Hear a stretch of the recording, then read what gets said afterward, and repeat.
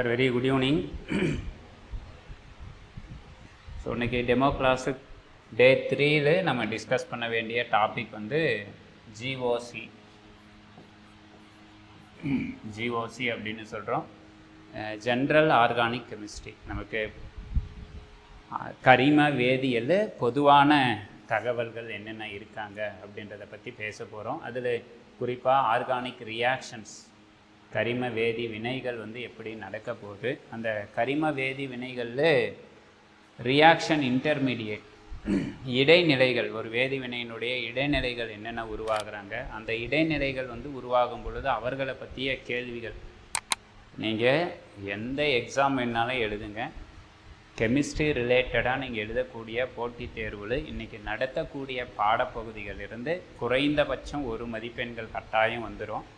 அதிகபட்சம் 2-3 வினாக்கள் வந்து கேட்கலாம். அப்படின்னா அந்த அளவுக்கு ஒரு முக்கியமான தகவல். ஆர்கானிக் கெமிஸ்ட்ரி அப்படின்னு ஒன்று பேசுகிறோன்னாக்கில் இந்த தகவல் இல்லாமல் நம்ம அடுத்தது என்ன பண்ண முடியாதுன்னா நம்ம மூவ் பண்ணவே முடியாது. அதனால் வாங்க இதை பற்றிய தகவல் வந்து பேசலாம். So first what is mean by organic chemistry அல்லது ஜென்ரல் ஆர்கானிக் கெமிஸ்ட்ரினா, இந்த ஆர்கானிக் கெமிஸ்ட்ரியில் நம்ம ஃபஸ்ட்டு பேச வேண்டியது ஒரு ரியாக்ஷன், ஒரு வேதி வினை அப்படின்றது நடக்கும். இந்த வேதி வினையில் நம்ம எடுக்கக்கூடிய ரியாக்டன்ட், வினைப்படு பொருட்கள், அவர்கள் வந்து யாராக மாற போகிறாங்கன்னா வினை விளை பொருட்களாக மாறுறாங்க. எக்ஸாம்பிள் வந்து what is mean by reaction, ஒரு வேதி வினை என்றால் என்னென்னா, ஏற்கனவே இருக்கக்கூடிய வேதி பிணைப்பு, ஆல்ரெடி எக்ஸிஸ்ட் ஆகிருக்கக்கூடிய ஒரு கெமிக்கல் பாண்டு. பாருங்கள், ஒரு 2 ஆட்டம்ஸ் இருக்குது, அந்த 2 ஆட்டம்ஸ் இடையில் ஒரு கெமிக்கல் பாண்ட் வந்து என்ன இருக்குது, ஃபார்மேஷன் ஆகிருக்கு. அந்த கெமிக்கல் பாண்ட் வந்து பிரேக் ஆகணும், உடையணும். they will be form new chemical bond. இந்த ஏற்கனவே இருக்கக்கூடிய பிணைப்புகள் வந்து உடைப்பட்டு ஒரு புதிய பிணைப்பு வந்து உருவாகணும். அப்படி உருவானதுன்னா அதுக்கு என்ன பேர் சொல்லிடலாம்னா ரியாக்ஷன். உதாரணம் வந்து நாம் பேசுகிற இந்த ஆர்கானிக் கெமிஸ்ட்ரி, கரிம வேதியியல் எல்லாமே கோவேலண்ட் காம்பவுண்டு, எல்லாம் சகப்பிணைப்பு சேர்மங்கள். சகப்பிணைப்பு சேர்மங்களை பற்றி பேசுகிறோம். சகப்பிணைப்பு சேர்மங்கள் அப்படின்னு கேட்டால் what is mean by covalent பாண்டுனா, மியூச்சுவலி ஷேரிங் ஆஃப் எலக்ட்ரான். இந்த இடத்துல இருக்கக்கூடிய அந்த வேதி பிணைப்பில் 2 எலக்ட்ரான்கள் வந்து பிணைப்பில் ஈடுபட்டிருக்கு. இந்த 2 எலக்ட்ரான்களும் இந்த ஏ என்ற அணு பி என்ற அணுக்களுக்கு இடையில் வந்து சமமாக பங்கிடப்பட்டிருக்கு. அதே மாதிரி இந்த எக்ஸு ஒயிலும், எக்ஸுக்கு தென் ஒய்க்கு நமக்கு எலக்ட்ரான்ஸ் வந்து என்ன பண்ணியிருக்காங்க, ஈக்குவலாக மியூச்சுவலி வந்து ஷேரிங் ஆகிட்டு இட் வில் பி ஸ்டேபிள். எண்ம விதி, ஆக்டேட் ரூல் படி ஒபே பண்ணியிருக்கணும். இப்போ இங்கே நம்ம வேதி வினை என்றால் என்னன்னா, இந்த சகப்பிணைப்பு வந்து உடைப்படணும். இங்கே இருக்கக்கூடிய அந்த கோவேலண்ட் பாண்ட் வந்து பிரேக்கப் ஆகணும். அதே மாதிரி இங்கே இந்த XY இருக்கக்கூடிய கோவேலண்ட் பாண்டு பிரேக்கப் ஆகணும். இந்த பாண்டு வந்து பிரேக் ஆகணும்னா we give some amount of energy. நாம் ஒரு குறிப்பிட்ட வகையான ஆற்றலை வந்து இங்கே கொடுக்கணும். மேபி அந்த ஆற்றல் வந்து ஹீட்டாக இருக்கலாம், லைட்டாக இருக்கலாம்.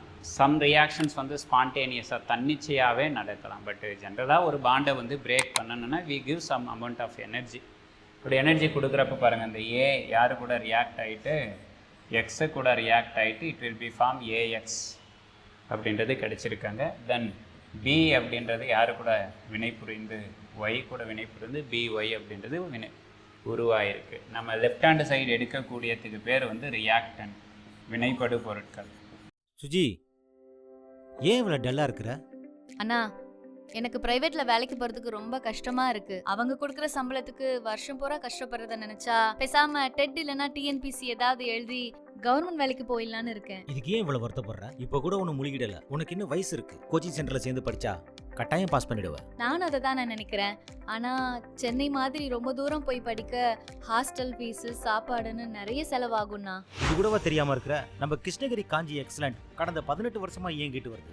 இதுல இது வரைக்கும் 2000 பேத்துக்கு மேல படிச்சு பாஸ் பண்ணி கவர்மெண்ட் வேலையில இருக்காங்க. என் ஃப்ரெண்டு கூட படிச்சு இப்ப நல்ல வேலையில இருக்கான். காஞ்சி எக்ஸலண்ட்ல ஆஃப்லைன், ஆன்லைன், தமிழ், இங்கிலீஷ் 2 மீடியத்திலையும் நடத்துறாங்க.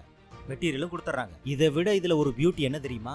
இங்க ஒரு தடவை பணம் கட்டினா போதும், பாஸ் பண்ற வரைக்கும் படிக்கலாம். அதுக்கப்புறம் உன்னால ஒரு சில நேரத்துல கிளாஸ் அட்டென்ட் பண்ண முடியலன்னு வை, அன்னைக்கு நடந்த கிளாஸ் ரெக்கார்டட் வீடியோவை உனக்கு அனுப்பிச்சிருவாங்க. அதை நீ எப்ப வேணா பாத்துக்கலாம். இவ்வளவு ஃபீச்சர்ஸ் இருக்கு. என்ன நான் சொல்றேன், எனக்கு தெரியாம இவ்வளவு நாளா நான் பாட்டுக்கு இருந்துட்டேன். எங்கண்ணா இருக்கு? நம்ம கிருஷ்ணகிரியில சேலம் பைபாஸ்ல எல்ஐசிக்கு எதிரில் இருக்கிற காஞ்சி எக்ஸலண்ட் டிஎன்பிஎஸ்சி பயிற்சி மையம் தான்.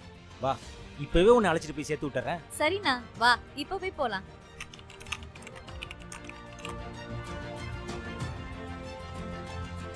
ரியாக்டன்ஸ் வினைப்படு பொருட்கள் அப்படின்னு சொல்கிறோம். ரைட் ஹேண்ட் சைடு நமக்கு ஃபார்மேஷன் ஆகிறதுக்கு பேர் வந்து ப்ராடக்ட்ஸ் வினை விளை பொருட்கள் அப்படின்றத சொல்கிறோம். இதுதான் ஒரு ரியாக்ஷன். வேதி வினை என்றால் என்ன அப்படின்னு கேட்டிங்கன்னா இதுதான் ஆன்சர். என்ன வேதி வினை என்றால் என்னென்னா, ஆல்ரெடி எக்ஸிஸ்ட் ஆகக்கூடிய பாண்ட் வந்து பிரேக் ஆகணும். நியூவாக என்ன ஆகணும்னாக்கா பாண்ட் வந்து ஃபார்மேஷன் ஆகணும். பழைய பிணைப்புகள் உடைப்படணும், புதிய பிணைப்புகள் வந்து உருவாகணும். அப்படி நடந்ததுன்னா அந்த வினைக்கு வந்து வேதி வினைகள் அப்படின்னு பேர் வந்து கொடுக்குறோம். நம்ம பேசுகிறது எல்லாமே என்ன பாண்டாக இருக்கக்கூடியது, கோவலன் பாண்டாக இருக்கிறாங்க அப்படின்னு வச்சுக்குவோம். ஒரு பேச்சுக்கு ஒரு ஏன்ற ஒரு காம்பவுண்ட் இருக்குது, அது கூட பின்றது ரியாக்ட் ஆகிருக்காங்க. ஏபின்ற ஒரு ரியாக்டன்ட் இருக்குது அப்படின்னு வச்சுக்காங்க. இதில் பார்த்தீங்கன்னாக்களே தெரியும், இது வந்து ஒரு hetero atomic molecule. Hetero atomic மாலிகுல்னு என்ன அர்த்தம், ஏபி ரெண்டு பேரும் டிஃப்ரெண்ட்டாக இருக்காங்க. இவங்களுக்கு இடையில் இருக்கக்கூடிய இந்த 2 எலக்ட்ரான்ஸ் வந்து என்ன ஆகணும், பிரேக்கப் ஆகும். பிரேக்கப் ஆகும் பொழுது நமக்கு யார் உருவாகுவாங்க அப்படின்னு கேட்டால் இந்த பாண்டு பிரேக்கிங் ஞாபகம் வச்சுக்கோங்க. Bond breaking. குறிப்பாக இந்த பாண்ட் வந்து என்ன பண்ண சொல்கிறோம், கோவேலன்.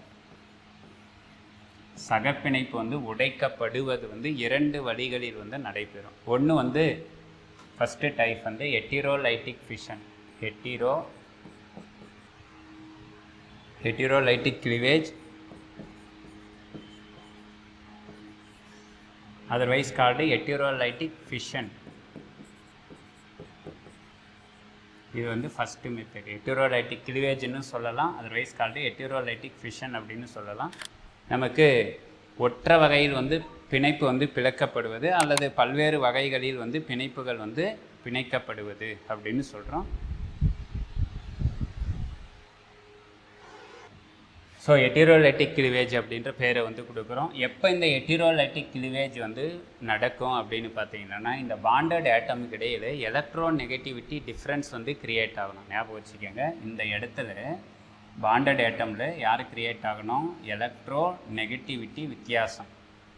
எலக்ட்ரான் கவர்த்தன்மையில் வித்தியாசங்கள் ஏற்படும் பொழுது என்ன நடக்கும்னா, ஒரு ஆட்டம் வந்து எலக்ட்ரானை தன்னை நோக்கி ஈர்த்து கொள்ளும், புல் பண்ணிக்கும். ஒரு ஆட்டம் என்ன பண்ணிடும், எலக்ட்ரான்ஸை வந்து கொடுத்துட்டு அவர் என்ன பண்ணுவார்னா ஒரு பாசிட்டிவாவோ இன்னொருத்தர் வந்து நெகட்டிவாவோ சார்ஜடு ஸ்பீசிஸாக வந்து உருவாகுவாங்க. இப்போ எக்ஸாம்பிள் வந்து பின்றது மோர் எலக்ட்ரியோ நெகட்டிவ் அப்படின்னாக்கல இங்கே பாண்டட் ஆட்டமில் இது பேர் வந்து ஃபிஷ் ஊக் ஏரோ அப்படின்னு பேர். ஞாபகம் வச்சுக்காங்க, ஃபிஷ் ஊக் மீனுடைய தூண்டில் முள் மாதிரி ஒன் சைடு ஏரோ மார்க் போடுறோம். அதனுடைய பொருள் என்னன்னாக்கல இங்கே பாண்டடாக இருக்கக்கூடிய 2 எலக்ட்ரான்ஸை யாரை நோக்கி போகிறாங்க, பியை நோக்கி போகுது. ஸோ பி வந்து என்ன பண்ணியிருக்கு, எலக்ட்ரானை கேரி பண்ணதுனால நெகட்டிவ் சார்ஜ்.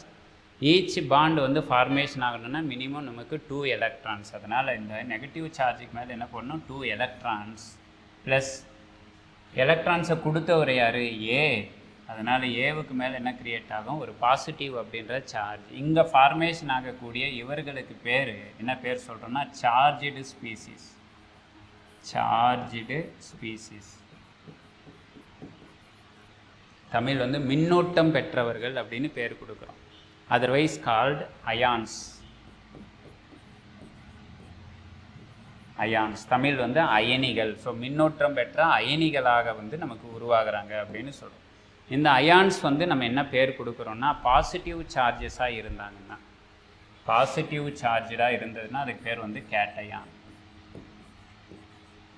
நெகட்டிவ் சார்ஜ் இருந்ததுன்னா அதுக்கு பேர் வந்து ஆனையான்.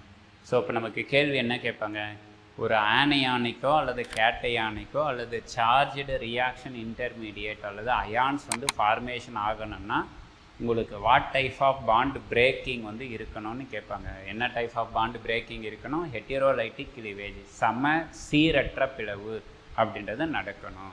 சமச்சீரற்ற பிளவுன்னா என்ன, ஒரே ஆள் பாண்டட் எலக்ட்ரானை வாங்கிக்கணும். அப்படி வாங்கிக்கிறதுனால நமக்கு என்ன கிடைக்குது, அயான்ஸ் வந்து கிடைக்கிறாங்க அப்படின்னு சொல்கிறோம். இதை பேஸ் பண்ணி நமக்கு கேள்வி கேட்கலாம். ஒரு தகவல். செகண்ட் இல்லை சார், நமக்கு ஹோமோலைட்டிக் கிளிவேஜ் நடக்குது, இதுக்கு அப்படியே ஆப்போசிட்டாக செகண்ட் டைப் ஆஃப் கிளிவேஜ் என்ன சொல்கிறோம், ஹோமோலைட்டிக் ஃபிஷன் அல்லது ஹோமோலைட்டிக் கிளிவேஜ். தமிழ் வந்து சமசீர் பிளவு.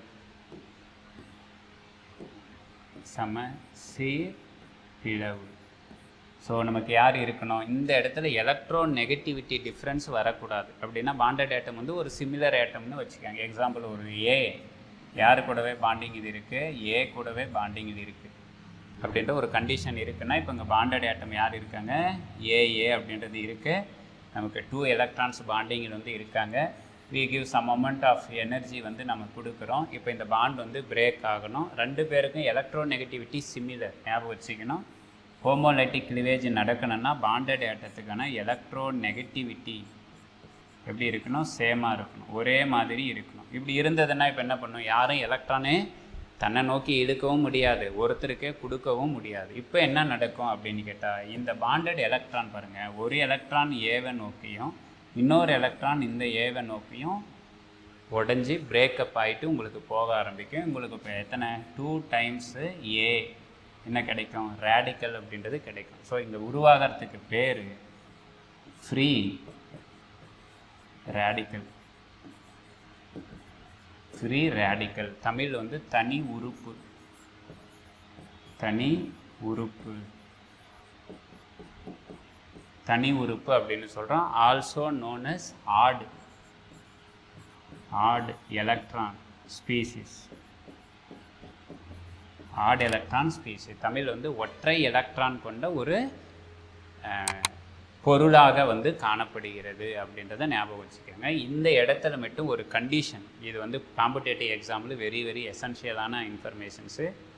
எப்போ வந்து ஃப்ரீ ரேடிக்கல் ஃபார்மேஷன் ஆகும், இப்போ வந்து இங்கே ஓகே உங்களுக்கு வந்து ஏஏன்னு போட்டு காட்டிட்டேன், நீங்கள் என்ன பண்ணிட்டீங்கன்னாக்கல ஓகே சேம் அப்படின்றது பார்க்கலாம். பட் ஆர்கானிக் ரியாக்ஷன்ஸு போகும்பொழுது இப்படி தான் இருக்கிறப்ப ஃப்ரீ ரேடிக்கல் நடக்கணும்னு கண்டிஷன்ஸ் கிடையாது. ஏஏ தான் இருக்கணும்னு கிடையாது. எக்ஸாம்பிள் கார்பன் தான் இருக்கணும்னு அவசியம் கிடையாது. போட்டோலைட்டிக் ப்ராசஸ் எல்லாம் பார்க்கும்பொழுது கார்பன் HClலே பிரேக் ஆகும், H ரேடிக்கலாகவும் குளோரின் ரேடிக்கலாகவும் பிரேக் ஆகும். அல்லது CCl4 ஃபார்மேஷன் ஆகிறதும் நமக்கு என்ன ஆகும், கார்பன் குளோரின் பாண்டே வந்து பிரேக் ஆகும். அப்படின்னா இதை வச்சு நம்ம ப்ரிடிக்ஷன் பண்ண முடியாது. ஆனால் பட் என்ன இருக்குன்னா, ஒரு நிமோனிக்ஸ் அல்லது ஒரு ஐடென்டிஃபிகேஷன், யாரை ஐடென்டிஃபை பண்ணுறது, ஃப்ரீ ரேடிக்கல் அப்படின்றது எப்போ ஃபார்மேஷன் ஆகும் அப்படின்னு கேட்டால் உங்களுக்கான ட்ரிக்கு. நீங்கள் 1000 வகையான வினாக்களை எடுத்து பார்த்தாலும் இந்த ட்ரிக்குக்குள்ளே உங்களுக்கு மாட்டிக்கும். ஸோ ஃப்ரீ ரேடிக்கலை ஐடென்டிஃபை பண்ணுறதுக்கான trick. What is the trick அப்படின்னா, இங்கே கிவன் ஏரோ மார்க்குக்கு மேலே ஒரு ரியாக்ஷன்ஸை ப்ரொசீட் பண்ணக்கூடிய அந்த ஏரோ மார்க்குக்கு மேலே இந்த 4 நபர்களில் யாராவது ஒரு நபர் இருக்கணும். யார் அந்த நபர்கள் அப்படின்னா, உங்களுக்கு ஷார்ட்கட்டு ட்ரிக்குக்கு ஹெல்ப் இல்லாமல் என்ன ஆகாது, இங்கே ரியாக்ஷன் நடக்காது அப்படின்னு ஞாபகம் வச்சுக்காங்க. யார் இந்த ஹெல்ப்ன்றது என்ன அப்படின்னா, ஹெச்னா ஹீட், வெப்பம்.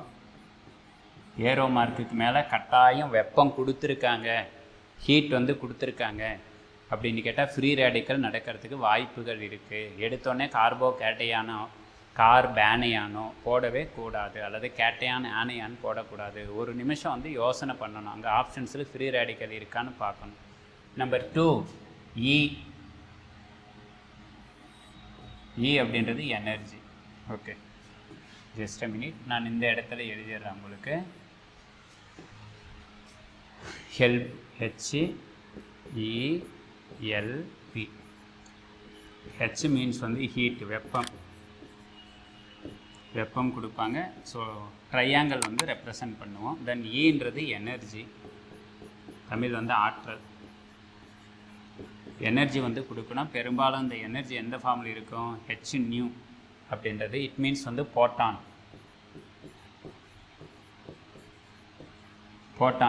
மீன்ஸ் என்ன அர்த்தம்னா லைட், ஒளி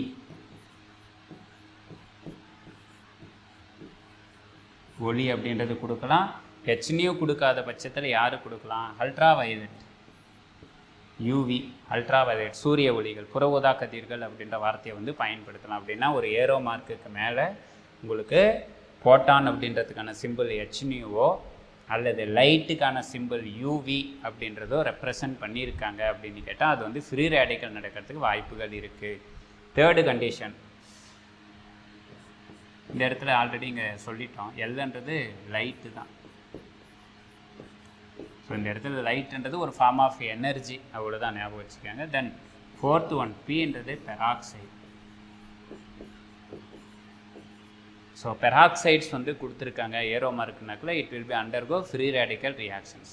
மேபி இந்த பெராக்சைடு டே டு டே லைஃப்பில் நம்ம அதிகமாக பயன்படுத்துகிறது இந்த 3 பேர் தான். H2O2 ஹைட்ரஜன் பெராக்சைடு, பெரும்பாலும் ஃப்ரீ ரேடிக்கலாக ஹைட்ரஜன் பெராக்சைடு கொடுக்க மாட்டாங்க, ஓகேங்களா. தென் Na2O2 சோடியம் பெராக்சைடு, இவர்களும் கொடுக்க மாட்டாங்க. அப்படின்னா யார் சார் ஆப்ஷனுக்கு கொடுப்பாங்க அப்படின்னு கேட்டால் பென்சைல் பெராக்சைடு அப்படின்றது கொடுப்பாங்க. ஞாபகம் வச்சுக்கோங்க, பென்சைல் பெராக்சைடு.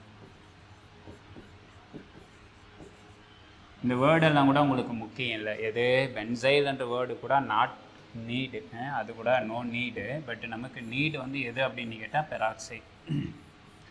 இப்போ மார்கோனிக் ஆஃப் ரூலெல்லாம் நடக்குது அப்படின்னு கேட்டால் மார்கோனிக் ஆஃபுக்கு ஆப்போசிட்டாக என்ன சொல்லுவோம், ஆன்டி மார்கோனிக் ஆஃப் ரியாக்ஷன்ஸ். அந்த ஆன்டி மார்கோனிக் ஆஃப் ரியாக்ஷன்ஸ்க்கு நம்ம பேரே சொல்லுவோம், என்ன எஃபெக்ட், பெராக்சைடு எஃபெக்ட் அப்படின்னு பேரையே கொடுப்போம். ஸோ நமக்கு பெராக்சைடு வந்து கொடுத்துருந்தாங்க அப்படின்னாக்கல அது என்ன நடக்குது அப்படின்னு நடத்துனா ஃப்ரீ ரேடிக்கல் வந்து நடப்பாங்க அப்படின்னு அர்த்தம். இதுதான் இந்த ரியாக்ஷன்ஸில் நம்ம பேச வேண்டிய முக்கியமான 3 தகவல்கள்.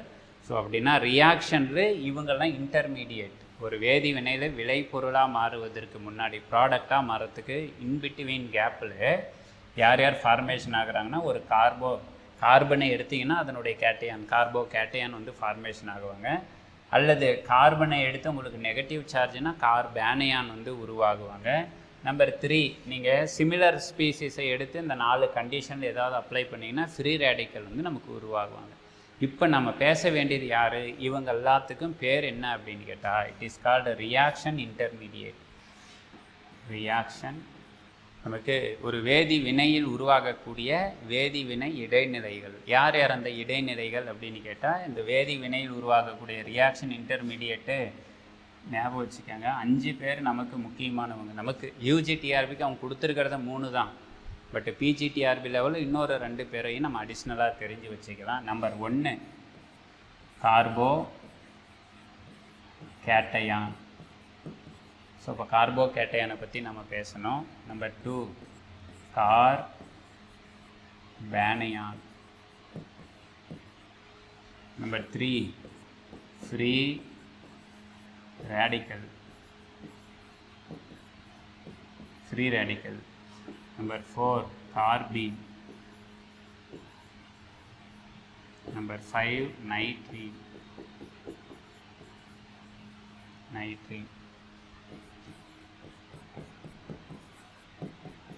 Carbo cation. அல்லது என்ன பேர் சொல்லுவாங்க தமிழ்ல, கார்பன் நேர் அயனியாக இருக்குன்னு அர்த்தம். கார்பன் நேர் அயனியாக இருக்கு. ஸோ கார்பன் நேர் அயனி. நம்பர் 2 கார்பேனையான்.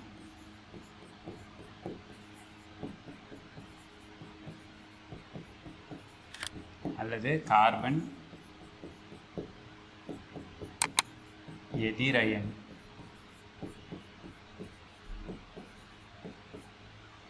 எதிரயனியாக இருக்கு.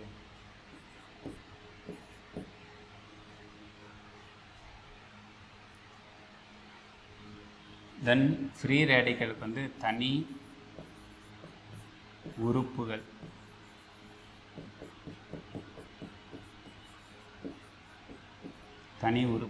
அல்லது ஆட் எலக்ட்ரான் ஸ்பீசிஸ், ஒற்றைப்படையில் எலக்ட்ரான் கொண்டவர்கள்.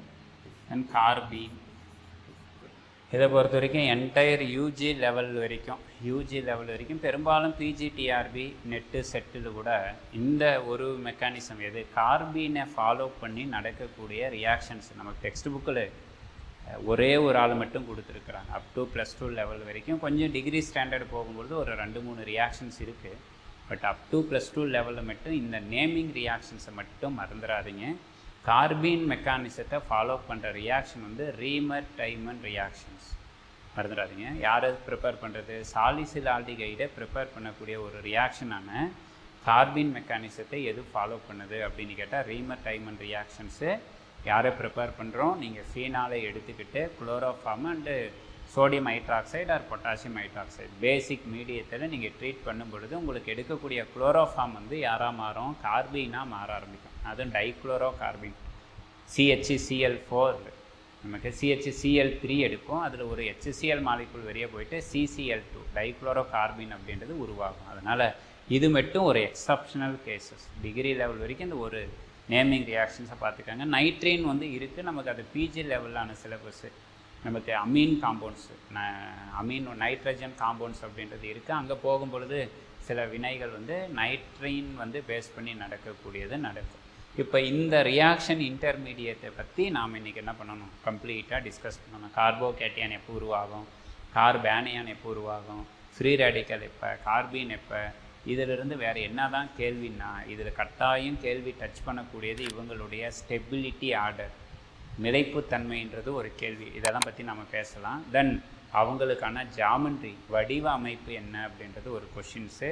தென் நம்பர் 3 அவங்களுக்கான மேக்னெட்டிக் நேச்சர், காந்தத்தன்மை என்னவாக இருக்கும் அப்படின்றது கேள்வி கேட்பாங்க. நம்பர் 4 அவங்களுக்கான பாண்ட் ஆர்டர், பிணைப்பு கோணம் எவ்வளவு அப்படின்றது நமக்கு கேள்வி டச் பண்ணுவாங்க. இந்த கார்பீனை போகும்பொழுது என்ன கேட்பாங்கன்னா சிங்கிளேட் கார்பீனா ட்ரிபிளேட் கார்பீனா அப்படின்றது ஒரு கேள்வி கேட்பாங்க, நமக்கு டச் பண்ணுவாங்க. அதுக்கு அடுத்தது இந்த ஃப்ரீ ரேடிக்கலு கார்போகேட்டையான், இவங்க 2 பேரையும் கம்பேரிஷனில் கேள்வி வரும். அதே மாதிரி கார்பேனியான் கார்போகேட்டையான் இவங்களை பேஸ் பண்ணி நமக்கு சில வினாக்கள் வந்து டச் பண்ணுவாங்க. இந்த கார்போகேட்டையான் அவரை பொறுத்து மட்டுமே நடக்கக்கூடிய organic reactions SN1 substituted nucleophilic unimolecular reaction அப்படின்றது ஒன்று. தென் SN2 ரியாக்ஷன் சப்ஸ்டிடியூட்டட் யூனிமாலிகுலர் இது பைமாலிகுலர் ரியாக்ஷன் SN2. இவர்கள் வந்து கார்போகேட்டையானை பேஸ் பண்ணி அவங்க நடக்கிறது. ஸோ இது போன்ற வினாக்கள் எல்லாமே இந்த பகுதியில் டச் பண்ணுவாங்க. இது ஒவ்வொன்றா பேசலாம். ஸோ ஃபஸ்ட்டு நம்ம பேச வேண்டியது யார், இந்த கார்போகேட்டையான்ன்றது எப்போ உருவாகும். ஒரு ஆர்கானிக் ரியாக்ஷன்ஸ் நடக்கும் பொழுது நம்ம முன்னாடியே சொல்லியிருந்தோம், கார்போகேட்டையானோ கார்பேனியானோ உருவாகணும்னா கார்பன் கூட பாண்டட் ஆகிருக்கக்கூடிய ஒரு ஆட்டம் வந்து எப்படி இருக்கணும், மோர் எலக்ட்ரோ நெகட்டிவாக இருக்கணும். அப்படின்னா மோர் எலக்ட்ரோ நெகட்டிவ் இருக்கிறது என்ன பண்ணும், கார்பனுடைய எலக்ட்ரானை தான் கேரி பண்ணிக்கிட்டு என்ன ஆயிரும், மைனஸாக வெளியே போயிடும். அப்படின்னா கார்பனுக்கு மேலே ஒரு பாசிட்டிவ் சார்ஜஸை விட்டுட்டு போகும். அது போன்ற வினைகள் எங்கே நடக்குது அப்படின்னு கேட்டால் உங்களுக்கு ஹாலோ காம்பவுண்ட்ஸ், கார்பன் கூட ஒரு ஹாலஜன் பேபி, அது ஃப்ளூரினாக இருக்கலாம், குளோரினாக இருக்கலாம், புரோமினாக இருக்கலாம், அயோடினாக இருக்கலாம். இது மாதிரி ஹாலோ அல்கேன்ஸு கனெக்டிவிட்டி காம்பவுண்ட்ஸ் எல்லாமே உங்களுக்கு கார்போகேட்டையான் மெக்கானிசத்தை தான் ஃபாலோ பண்ணும். அதே மாதிரி ஆல்கஹால்ஸ் OH இருக்கு இல்லைங்களா, ஆக்சிஜனுக்கு மோர் எலக்ட்ரோ நெகட்டிவிட்டி, யாரை விட கார்பனை விட மோர் எலக்ட்ரோ நெகட்டிவ். அதனால் என்ன பண்ணும், கார்பன் கிட்ட இருக்கிற எலக்ட்ரானை இவங்க கேரி பண்ணிக்குவாங்க. அப்பயும் வந்து உங்களுக்கு என்ன மெக்கானிசம் நடக்குன்னா கார்போகேட்டையான் மெக்கானிசம் நடக்கணும். அப்படின்னா இதை பேசுகிறதுக்கு முன்னாடி உங்களுக்கு அந்த எலக்ட்ரோ நெகட்டிவிட்டின்னா என்ன அப்படின்றத பற்றி பேசிட்டு நம்ம போவோம். ஞாபகம் வச்சுக்காங்க, எலக்ட்ரோ நெகட்டிவிட்டி என்ன அப்படின்னு கேட்டால் நமக்கு பீரியாடிக் டேபிள் செகண்ட் பீரியட் 2வது தொடர். செகண்ட் பீரியட் யார் இருக்காங்க, lithium, beryllium, boron, carbon, nitrogen, oxygen, fluorine. இதை ஞாபகம் வச்சுக்கோங்க. தென் ஃப்ளூரின் ஃபாலோட் பை யார் இருக்காங்கன்னா குளோரின், புரோமின், அயோடின். அதே மாதிரி ஆக்சிஜன் ஃபாலோட் பை யார், sulphur. Nitrogen followed by phosphorus. Carbon followed by silicon, இதெல்லாம் வேண்டாம். தென் லித்தியத்துக்கு மேலே யார் இருக்காங்கன்னா ஹைட்ரஜன். லித்தியம் ஃபாலோட் பை யார், சோடியம், பொட்டாசியம், இவங்கெல்லாம் இருக்காங்க. இது இந்த எலக்ட்ரோ நெகட்டிவிட்டியை நம்ம புரிந்து கொள்வதற்கு ஈஸியான ஒரு ட்ரிக்கு உங்களுக்கு. இதை எதை வச்சு நம்ம ஐடென்டிஃபை பண்ணுறோன்னா பாலிங்குடைய ஸ்கேல், பவுலிங்கினுடைய அளவுகோலை வச்சு தான் நம்ம இதில் வந்து என்ன பண்ணுறோம், மெஷர் பண்ணுறோம். அந்த மெஷர்மெண்ட்டில் பாலிங் என்ன சொல்கிறாருன்னா ஃப்ளூரினுடைய எலக்ட்ரோ நெகட்டிவிட்டிக்கான மதிப்பு 4.0 4.0 வேல்யூ வந்து கிடைக்கிது அப்படின்னு சொல்கிறார். அப்படின்னா இப்படி லெஃப்ட்டு போகும் பொழுது பீரியாடிக் டேபிள் ஃப்ளூரின்லேருந்து லெஃப்ட்டு நீங்கள் போகும் பொழுது 0.5 என்ன பண்ணிகிட்டே போங்க, மைனஸ் பண்ணிகிட்டே போங்க. இப்போ சொல்கிறது வந்து எக்ஸாக்டான வேல்யூ கிடையாது, ஆல்மோஸ்ட் 99.9% அவன் டெக்ஸ்ட் புக்கில் அப்படி தான் கொடுத்துருக்குறாங்க. அதுக்கான ஒரு ட்ரிக்கு தான். அப்படின்னா இப்போ ஆக்சிஜன் வரும்பொழுது எவ்வளோ வரும் உங்களுக்கு, 3.5 எலக்ட்ரோ நெகட்டிவிட்டி. தென் நைட்ரஜன் வரும்பொழுது எவ்வளவு, 3.0. கார்பனுக்கு வரும்பொழுது எவ்வளவு, 2.5. போரான் வரும்பொழுது எவ்வளவு, 2.0. பெரிலியம் வரும்பொழுது 1.5. லித்தியம் வரும்பொழுது 1.0. சோடியம் அப்படியே டவுன் த குரூப் வந்து 0.9. பொட்டாசியமும் 0.9. இந்த 0.9ன்றது பெரிய சேஞ்சஸ் இல்லை, ஆல்மோஸ்ட் ஈக்குவல் டு 1 தான். அதனால் இந்த அல்கலி மெட்டல்ஸ் எல்லாமே எலக்ட்ரோநெகட்டிவிட்டி கம்மியாக இருக்கிறதுனால அவங்க கூட யார் பாண்ட் பண்ணாலும் சரி என்ன பண்ணிடும், எலக்ட்ரானை கொடுக்கறதே பழக்கமாக வச்சுருக்கோம். யார் அல்கலி மெட்டல்ஸாக இருக்கட்டும் இல்லை அல்கலி எர்த் மெட்டல்ஸாக இருக்கட்டும். இதில் ஹைட்ரஜன் மட்டும் எக்ஸப்ஷன். ஹைட்ரஜனுக்கான எலக்ட்ரோநெகட்டிவிட்டியினுடைய மதிப்பு 2.1. ஸோ இந்த வேல்யூவை வச்சுக்கிட்டே நமக்கு உருவாகக்கூடிய பாண்ட்ஸ் வந்து நமக்கு அயானிக்கா, கோவேலண்டா, கோஆர்டினேட்டா அப்படின்றத ப்ரிடிக்ஷனும் பண்ணலாம். தென் இங்கே குளோரின் வரும் பொழுது பார்த்திங்கன்னா அதுக்கு 3.0, சல்ஃபர் போகும் பொழுது நமக்கு 2.5, பாஸ்பரஸுக்கு வந்து 2.0, அதே மாதிரி புரோமின் வரும் பொழுது 2.8 சம்திங் வரும். நீங்கள் 2.5 அயோடினா அதே மாதிரி 2.5, 2.8 அவங்க கொடுத்துருக்கிறது. சும்மா ரஃபாக நீங்கள் அப்படி வந்து ஞாபகம் வச்சுக்கோங்க. இப்போ என்ன இதை வச்சு எப்படி ஐடென்டிஃபை பண்ணலான்னாக்கல இந்த பாண்டட் ஆட்டம், ஒரு பேச்சுக்கு ஏன்ற ஒரு ஆட்டம் இருக்குது, பின்ற ஒரு ஆட்டம் இருக்குது. இந்த இடத்துல இந்த ஏ பிக்கு இடையிலான எலக்ட்ரோ நெகட்டிவிட்டி டிஃப்ரென்ஸ் EN உடைய வித்தியாசம் ஈக்குவல் சமமாக இருக்குது. யாருக்கு சமமாக இருக்குது? 1.7, 1.7க்கு சமமாக இருக்குது. அப்படின்னா இந்த பாண்டட் ஆட்டம் இருக்குது பாருங்கள், இந்த AB இடையில் உருவாகிருக்கக்கூடிய இந்த பாண்டு, அந்த பாண்டு வந்து என்னவா இருக்கும் அப்படின்னு கேட்டால் இட் வில் பி 50%, 50% அந்த பிணைப்பு வந்து அயானிக்காக இருப்பாங்க. அயானிக் பாண்ட், அயனி பிணைப்பாக காணப்படும். இல்லை சார் அந்த எலக்ட்ரோநெகட்டிவிட்டி டிஃப்ரென்ஸ் வந்து 50% என்ன இருக்குன்னா கோவலண்ட் பாண்டாக இருக்கும். 50% அயனி பிணைப்பு, 50% சகப்பிணைப்பு அப்படின்றது இருக்குது. தென் எலக்ட்ரோநெகட்டிவிட்டி டிஃப்ரென்ஸ் EN உடைய டிஃப்ரென்ஸ் வந்து கிரேட்டர் தென் அதிகமாக இருக்குது, 1.7. கிரேட்டர் தென் 1.7ன்னா இந்த ABக்கு இடையில் இருக்கக்கூடிய பாண்ட் வந்து என்னவாக இருப்பாங்கன்னா அயானிக் பாண்டாக இருப்பாங்க. அயானிக் பாண்ட் அயனி பிணைப்பாக இருக்கும் அப்படின்னு யார் சொல்கிறாருன்னா லினேயஸ் பாலிங் அப்படின்றவர் சொல்கிறாரு. இல்லை சார் எலக்ட்ரோநெகட்டிவிட்டியினுடைய டிஃப்ரென்ஸ் லெஸ் தென் 1.7, 1.7 விட குறைவாக இருக்குது அப்படின்னா அந்த மாலிகுல் ஃபார்மேஷன் ஆகக்கூடிய பாண்ட் வந்து உங்களுக்கு கோவேலண்ட்டாக இருப்பாங்க. கோவேலண்ட்டாக இருப்பாங்க, அதாவது சகப்பிணைப்பாக வந்து காணப்படும் அப்படின்னு சொல்கிறாரு. இப்போ இதை வச்சுக்கிட்டு தான் நம்ம என்ன சொல்கிறோம்னா அந்த பாண்ட் வந்து எப்படி பிரேக் ஆகுது அப்படின்றத சொல்லணும். ஒரு உதாரணம்னு வச்சுக்கோங்களேன். இப்போ வாட்டர் வந்து கொடுக்குறாங்க, எக்ஸாம்பிள் 2-3 பேரை இந்த மெத்தடை பேஸ் பண்ணி கண்டுபிடிச்சிட்டு நம்ம அடுத்தது எதுக்கு போயிடலாம், ரியாக்ஷன் இன்டர்மீடியேட்டுக்குள்ளே டச் பண்ணிக்கலாம். இப்போ எக்ஸாம்பிள் பாருங்கள், வாட்டர் H2O, இதில் யார் யார் பாண்டாக இருக்காங்க? ஆக்சிஜன், தென் யார் இருக்குது? ஹைட்ரஜன், தென் ஹைட்ரஜன். இப்போ கேள்வி என்ன, இந்த ஆக்சிஜனுக்கும் ஹைட்ரஜனுக்கு இடையே உருவாகக்கூடிய பிணைப்பு எந்த வகையை சார்ந்தது அப்படின்னு ஒரு கேள்வி கேட்குறாங்கன்னா நம்ம என்ன பண்ணுறது அப்படின்னாக்கல கொஞ்சம் கேர்ஃபுல்லாக யோசனை பண்ணி பார்க்கலாம். இல்லை டைரெக்டாக ஆர்கானிக்காக இருந்தாக்கல நீங்கள் கண்ணை மூடிக்கிட்டு சொல்லிடலாம், it will B covalent. Carbon இருந்தால் டக்குன்னு சொல்லிடலாம், கார்பன் இருந்தாலே கொஞ்சம் யோசிக்கணும், பட் சொல்லிடலாம். பட் இங்கே யார் இருக்குது? ஆக்சிஜன், ஹைட்ரஜன் அப்படின்றது இருக்குது. இப்போ இதை என்ன பண்ணணும் அப்படின்னா அந்த எலக்ட்ரோநெகட்டிவிட்டியை வச்சுக்கிட்டு சொல்லணும். ஆக்சிஜனுக்கான எலக்ட்ரோநெகட்டிவிட்டி டிஃப்ரென்ஸ் எவ்வளவுன்னா கூட பாருங்கள், ஆக்சிஜனுக்கு எவ்வளவு? 3.5, 3.5. ஹைட்ரஜனுக்கான எலக்ட்ரோநெகட்டிவிட்டி எவ்வளவு? 2.1. இதுக்கான டிஃப்ரென்ஸ் எவ்வளோ சார் வருது? வித்தியாசம் எவ்வளோ வராங்க? வித்தியாசம் எவ்வளோ வருது? 1.4. Very good. இதுக்கான வித்தியாசம், இந்த பிணைப்புக்கான வித்தியாசம் 1.4 தான் இருக்குது. 1.4 அப்படின்றது நமக்கு யாரை விட குறைவாக இருக்குது? 1.7 விட லெஸ் தென்னாக தான் இருக்குது. அப்படின்னா வாட்டரில் ஃபார்மேஷன் ஆகக்கூடிய இந்த பாண்டு யார் யாருக்கான? ஆக்சிஜன், ஹைட்ரஜனுக்கு இடையே உருவாகக்கூடிய பிணைப்பு ஒரு கோவேலண்ட் பாண்ட், சகப்பிணைப்பு அப்படின்றத நம்ம கண்டுபிடிச்சிடலாம். இல்லை இப்படி ஒரு கொஷின்ஸ் கேட்குறாங்க, என்னது? Lithium fluoride, LiF, lithium fluoride அப்படின்றது ஒரு பாண்டட் ஆட்டம். லித்தியத்துக்கும் ஃப்ளூரினுக்கு இடையில் ஒரு பாண்ட் வந்து ஃபார்மேஷன் ஆகிருக்காங்க. இது இப்போ அயனி பிணைப்பா, சகப்பிணைப்பா, அல்லது ஈதல் சகப்பிணைப்பான்னு கேட்பாங்க. இப்போ நீங்கள் அப்ளை பண்ணி பாருங்கள். லித்தியத்துக்கான எலக்ட்ரோநெகட்டிவிட்டி எவ்வளவு? 1.0. ஃப்ளூரினுக்கு எவ்வளவு?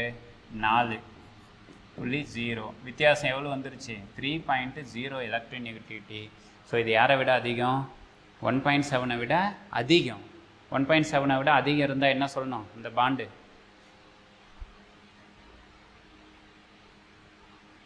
3.0 வருதுங்க. அப்படின்னா 1.7 விட எப்படி வந்திருக்கு? அதிகமாக வந்திருக்கு. 1.7 விட இருந்தால் லித்தியம் ஃப்ளூரைடுக்கு இடையே உருவாகக்கூடிய பிணைப்பு என்ன பிணைப்பு? Ionic bond. அது வந்து அயானிக் பாண்ட், அயனி பிணைப்பு அப்படின்றதே சொல்லலாம். இப்போ எக்ஸாம்பிள் மீத்தேன் அப்படின்றதுக்கு வரலாம். மீத்தேனுக்கு ஃபார்முலா என்ன? CH4 கார்பன், அது கூட 4 ஹைட்ரஜன்ஸ் வந்து கனெக்ட் ஆகிருக்காங்க. இதில் நீங்கள் கார்பன் ஹைட்ரஜனை மட்டும் வச்சுக்கோங்க. கார்பனுக்கான எலக்ட்ரான் நெகட்டிவிட்டி எவ்வளோ இருக்குது? கார்பன் பாருங்கள் 2.5. தென் ஹைட்ரஜனுக்கான எலக்ட்ரான் நெகட்டிவிட்டி எவ்வளவு? 2.1. டிஃப்ரென்ஸ் எவ்வளோ வராங்க? வித்தியாசம் எவ்வளோ சார் வருது? 0.4. 0.4 அப்படின்னா எது? Less than 1.7. 1.7 விட குறைவாக வருது அப்படின்னா மீத்தேனில் உருவாகக்கூடிய பாண்ட் வந்து கோவேலன்ட், சகப்பிணைப்பு. சகப்பிணைப்பு அப்படின்றத நமக்கு உருவாகிறாங்க அப்படின்னு சொல்கிறோம். ஸோ இது போல் நிறைய எக்ஸாம்பிள் எழுதிட்டு போயிட்டே இருக்கலாம். அப்போ இது உங்களுக்கு ஒரு ஐடியா கிடைக்கிறதுக்காக இன் ஃபியூச்சர் அதுக்கு அடுத்தது என்ன பண்ணுறாங்க அப்படின்னு கேட்டால், எல்லா மாலிகூல்ஸுக்குமே பாலிங் சொல்லிட்டாரு, பாலிங் சொன்னதெல்லாம் ஏற்றுக்கலாமா அப்படின்னு கேட்டால், அடுத்தடுத்த தியரிஸ் வரும்பொழுது இது மாதிரியும் இருக்காது. ஒரு வேதிப்பிணைப்பு இருக்குன்னா அது 100%, இந்த கெமிக்கல் பாண்ட் ஏபின்றது ஒரு எட்டியூரோ ஆட்டம் வந்துட்டாலே அது 100% அயானிக்காகவும் இருக்காது, 100% கோவேலண்ட்டாகவும் இருக்காது, சகப்பிணைப்பாகவும் இருக்காது, அயனி பிணைப்பாகவும் இருக்காது. அப்படின்றதெல்லாம் நம்ம எங்கே பேசுவோம்? விபிடி வேலன்சி பாண்ட் தியரி, அதே மாதிரி சிஎஃப்டி கிறிஸ்டல் ஃபீல்டு தியரி, அந்த பகுதியிலலாம் நம்ம பேசுவோம். இந்த பிணைப்புகளெல்லாம் ஜஸ்ட் நீங்கள் பாண்டடாக கன்சிடர் பண்ணாமல் ஒரு சார்ஜஸாக, ஒரு மின்னோட்டமாக நீங்கள் எடுத்துக்காங்க அப்படின்ற மாதிரி அந்த தியரியெல்லாம் கொண்டு போவாங்க. பட் பாலிங்கவுடைய கான்செப்ட் படி இந்த தகவல் அப்படின்னா இப்போ உங்களுக்கு வித்தியாசம் தெரியணும். கார்பன் கூட இங்கே கனெக்டிவிட்டியாக இருக்கக்கூடிய பாண்டுக்கு இடையில் எலக்ட்ரான் நெகட்டிவிட்டி வித்தியாசத்தை வச்சு தான் கார்பன் எலக்ட்ரானை கொடுக்கவும் செய்யும், கார்பன் எலக்ட்ரானை வாங்கவும் செய்யும். ஒரு உதாரணம் பாருங்கள், எலக்ட்ரான் நெகட்டிவிட்டி கார்பன் ஹைட்ரஜன்னு யாருக்கு மோர் எலக்ட்ரான் நெகட்டிவிட்டி? கார்பனுக்கு தான் மோர் எலக்ட்ரான் நெகட்டிவ். அதனால் என்ன பண்ணும்? கார்பன் வந்து ஹைட்ரஜன் கிட்ட வந்து எலக்ட்ரானை வாங்கிறதுக்கு தான் பார்க்கும். எந்த காரணத்தை கொண்டு? ஹைட்ரஜன் H மைனஸாக வெளியே போனால் போகாது. கார்பன் என்ன ஆக்கும்? எலக்ட்ரானை கேரி பண்ணிக்கிட்டு கார்பனுக்கு மேலே என்ன இருக்கும்? மைனஸ் அப்படின்றது உருவாகும். ஹைட்ரஜன் வந்து H+ஆக வெளியே போயிடுவார். இன்கேஸ் அதே கார்பன் கூட யார் கனெக்ட் ஆகிருக்கு? ஃப்ளூரின் வந்து கனெக்ட் ஆகிருக்குன்னு வச்சுக்காங்க, அல்லது குளோரின் கனெக்ட் ஆகிருக்கு, அல்லது புரோமின் கனெக்ட் ஆகிருக்கு அப்படின்னா இப்போ கார்பனுக்கு 2.5, புரோமினுக்கும் 2.5. எக்ஸாக்டாக சொன்னால் புரோமினுக்கு 2.8 அப்படின்னு சொன்னோம், 2.8. இப்போ அப்படின்னா நமக்கு புரோமினுக்கு என்ன இருக்குது? எலக்ட்ரான் நெகட்டிவிட்டி மோர். அப்படின்னா புரோமின் என்ன பண்ணும்? எலக்ட்ரானை கேரி பண்ணிவிட்டு அவரும் வெளியே போவார். கார்பனுக்கு மேலே என்ன சார்ஜ் க்ரியேட் ஆகுனா ஒரு பாசிட்டிவ் சார்ஜ் வந்து க்ரியேட் ஆகும். இது போல தான் நமக்கு அந்த ரியாக்ஷன் இன்டர்மீடியேட் வேதி வினைகளில் இடைநிலைகள் வந்து உருவாவதற்கான வழிமுறைகள். எதை பேஸ் பண்ணி சொல்கிறோம்? எலக்ட்ரோ நெகட்டிவிட்டி அப்படின்ற ஒரு கேரக்டரை வச்சு சொல்கிறோம் அப்படின்னு சொல்கிறோம். ஸோ அடுத்தது நமக்கு கார்போ கேட்டையான் வந்து எப்படி உருவாகுறாங்க அப்படின்றத பற்றி பேசலாம். First reaction intermediate number 1 carbocation. Carbocation அப்படின்னு சொல்கிறோம். அதர்வைஸ் அவருக்கு இன்னொரு பேரும் கொடுக்குறோம். என்ன பேர்? Carbenium ion. கார்பீனியம். இந்த கார்பீனியம் அப்படின்றது old term. Carbenium ion, ION அப்படின்னா சார்ஜஸாக இருக்காங்கன்னு அர்த்தம். அல்லது கார்போனியம் அயான், கார்போனியம் அயான். இது மூணுமே ஒரே பேர் தான். கார்போ கேட்டையான் அப்படின்னு சொல்லலாம், அல்லது கார்பீனியம் அயான்னு சொல்லலாம், அல்லது கார்போனியம் அயான் அப்படின்னு சொல்லலாம். ஸோ இது எப்படி நமக்கு ஃபார்மேஷன் ஆகுது? வாட் இஸ் த கண்டிஷன் அப்படின்னு கேட்டால் நம்ம ஆல்ரெடி சொல்லிட்டோம். எப்போ கண்டிஷன் அப்படின்னு கேட்டால் கார்பனுக்கும் ஒரு பேச்சுக்கு கார்பன் வேலன்சி வந்து 4. இந்த இடத்துல யார் கனெக்ட் ஆகிருக்கு? ஒரு ஹாலஜன். இவர் கூட வேறு யாருன்றது நமக்கு நோ நீடு, அது யாராக வேணாலும் இருக்கட்டும்.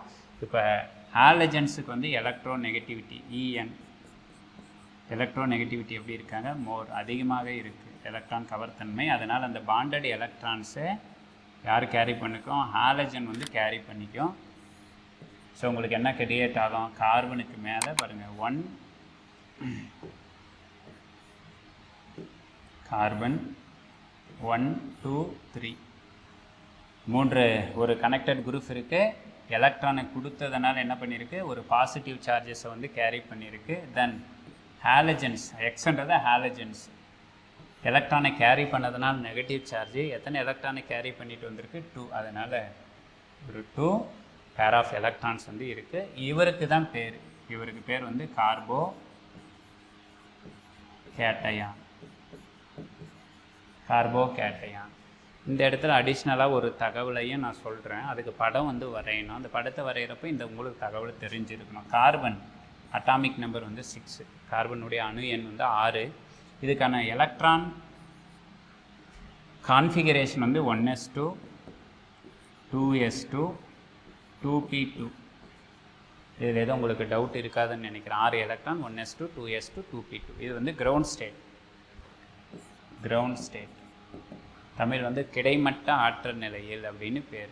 பட் என்னன்னாக்கில் நமக்கு ஆர்கானிக் ரியாக்ஷன்ஸ் அதெல்லாம் தெரியும். கிரவுண்ட் ஸ்டேட்டில் இந்த ரியாக்ஷன்ஸ் வந்து ப்ரொசீட் பண்ணாது அப்படின்னா என்ன நடக்கணும்? It will be undergo excitation.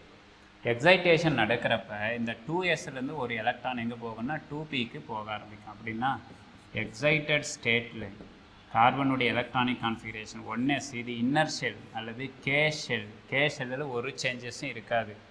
தென் 2sல ஒரு எலக்ட்ரான், 2pல 3 எலக்ட்ரான். இது வந்து எல் ஷெல். எல் இதுதான் என்ன shell? Valency shell. Valency shell Tamil என்ன கூட? இணைத்திறன் கூட. அப்படின்னா கார்பனுடைய இணைத்திறன் எவ்வளோ எலக்ட்ரான்ஸு? 4 எலக்ட்ரான்ஸ் இருக்குது. இந்த 4 எலக்ட்ரான் பாருங்கள், எஸ் ஆர்பிட்டாலில் ஒரு எலக்ட்ரான், தென் பி ஆர்பிட்டால். இந்த 3ல் பாருங்கள் எத்தனை எலக்ட்ரான் இருக்குது? 3 எலக்ட்ரான். 1 2 3 எலக்ட்ரான்ஸ் அப்படின்றது இருக்குது. இப்போ கார்பன் என்ன பண்ணியிருக்குன்னா பாருங்கள், ஒரு எலக்ட்ரானை கொடுத்துருக்கு. அப்படின்னா அந்த எலக்ட்ரான் எங்கேருந்து போயிருக்கோம்? 2sலேருந்து போயிருக்குமா 2pலேருந்து போயிருக்குமானா எது அவுட்டர் இருக்குன்னா 2p ஆர்பிட்டால் தான். அப்படின்னா இங்கே இருக்கக்கூடிய p ஆர்பிட்டால் வந்து ஒரு எலக்ட்ரான் வெளியே போயிருக்கும். வெளியே போனதுனால் அந்த p ஆர்பிட்டால் வந்து கார்போ கேட்டையானாக இருக்கிறப்ப என்ன இருக்கும்? வேக்கண்ட்டாக வந்து இருந்திருப்பார். நம்ம நேற்றைய தினமே சொல்லியிருக்கிறோம், p ஆர்பிட்டாலுடைய ஷேப் என்ன ஷேப்பு? Tumble shape. அதனால் இந்த கார்பனுக்கு மேலே வேக்கண்ட்டு ஒரு p ஆர்பிட்டால் வந்து இருக்கும். இப்படி மேற்பகுதியிலும் டம்பிள் ஷேப் இல்லையா, அதனால் கீழ்ப்பகுதியிலும் ஒரு p ஆர்பிட்டால் வந்து வேக்கண்ட்டாக இருக்கும். இது வந்து எம்டி p ஆர்பிட்டால். எங்கேருந்து கிடைச்சிது அந்த எம்டி p ஆர்பிட்டால்னால் பாருங்கள், வேலை இருந்த 4 எலக்ட்ரான்ஸும் பாண்டட் ஆகிருந்தது. பாண்டட் ஆகிருந்தது ஒரு எலக்ட்ரானை வந்து கொடுத்துருச்சு. அப்படின்னா இங்கே இருக்கக்கூடிய அந்த p ஆர்பிட்டால் வந்து கிரியேட்டட் வேக்கண்ட். அது வந்து வெற்றிடமாக இருக்கும். அப்போ வெற்றிடமாக இருக்கிறதுனால அந்த இடத்துல என்ன உருவாகும்னா இது மாதிரி எம்டி லோப் வந்து உருவாகும். இதுதான் யாருடைய வடிவம்னாக்கா கார்போ கேட்டையானுடைய வடிவம். ஓகேங்களா? கார்போ கேட்டையானு ஞாபகம் இருக்கணும். என்ன இருக்குது? ஒரு எம்டி p ஆர்பிட்டால் அப்படின்றது ஒன்று இருக்குது. அதில் இன்னும் எக்ஸாக்டாக சொல்லணுன்னா pxஆ pyஆ pzஆ அப்படின்னு கேட்பாங்க. பட் நமக்கு அது அந்த அளவுக்கு தேவையில்லை, இது போதுமானது. இப்போ என்ன பற்றி பேசணுன்னாக்கா, இது கார்போ கேட்டையானை வந்து உருவாக்கியாச்சு. யாருக்கிட்ட இருந்து? ஒரு மோர் எலக்ட்ரோ நெகட்டிவாக இருக்கக்கூடியது. இது எப்பப்போ நடக்கும் அப்படின்னு கேட்டால் நம்ம கண்டிஷன் முன்னாடியே சொல்லியிருக்கிறோம். 2 இடத்துல நடக்கும். Maybe haloalkane, haloalkanes, அதாவது அல்கேன் கூட ஹாலஜன் கனெக்ட் ஆகிருந்தாலோ, அல்லது ஆல்கஹால்ஸ் பாருங்கள், கார்பன் இருக்குது 1 2 3. இங்கே யார் இருக்காங்க? OH இருந்ததுன்னா கார்பனுக்கு பார்த்தீங்கன்னா தெரியும். இங்கே பாருங்கள், கார்பனுக்கான எலக்ட்ரோ நெகட்டிவிட்டி எவ்வளவு? 2.5. ஆக்சிஜனுக்கு எலக்ட்ரோ நெகட்டிவிட்டி 3.5. அப்படின்னா இந்த இடத்துல இருக்கக்கூடிய அந்த பாண்டட் எலக்ட்ரானு யார் ஷிஃப்ட் பண்ணிப்பார்? OH எடுத்துகிட்டு வெளியே போயிடும் உங்களுக்கு. அதே போல் கார்பன் 1 2 3 பாண்டட் ஆட்டம், ஒரு வேக்கண்ட் p ஆர்பிட்டால் கிரியேட் ஆகிரும். யார் வெளியே போயிடுவாங்க? OH மைனஸ் அப்படின்றது வெளியே போகிறதுக்கு வாய்ப்பு இருக்குது. அப்படின்னா இது போல் கார்பன் கூட கனெக்டடு மோர் எலக்ட்ரோ நெகட்டிவ் ஆட்டம் இருந்ததுன்னா உங்களுக்கு யார் ஃபார்மேஷன் ஆகலாம்? கார்போ கேட்டையான் அப்படின்றது உருவாகும், அல்லது கார்பீனியம் அயான்ன்றது உருவாகும், அல்லது கார்போனியம் அயான்ன்றது உருவாகும். இந்த ஒரு தகவல். தென் உருவாகக்கூடிய ஒரு லோப் எம்டி p ஆர்பிட்டால் அப்படின்றது இருக்காங்க அப்படின்னு பார்த்து வச்சுக்காங்க. நெக்ஸ்ட் இந்த கார்போ கேட்டையானுடைய ஷேப் வடிவம் என்ன அப்படின்னு கேட்பாங்க. ஞாபகம் வச்சுக்கோங்க, கார்போ கேட்டையான் ஷேப் வடிவம். இங்கே ஒரு ஆட்டம் கனெக்ட் ஆகிருக்கு, இங்கே ஒரு ஆட்டம் இருக்கும். இது வந்து vacant p orbital. p orbital வந்து டம்பிள் ஷேப், அதனால் p ஆர்பிட்டால் வந்து எம்டி. கார்பனுக்கு மேலே என்ன இருக்கும், ஒரு பாசிட்டிவ் சார்ஜ் வந்து க்ரியேட் ஆகிருக்கும். சம்டைம்ஸ் இந்த லோப் எம்டியாக இருக்கிறதுனால இது மாதிரி ஷேடட் பண்ணியும் கொடுத்துருப்பாங்க.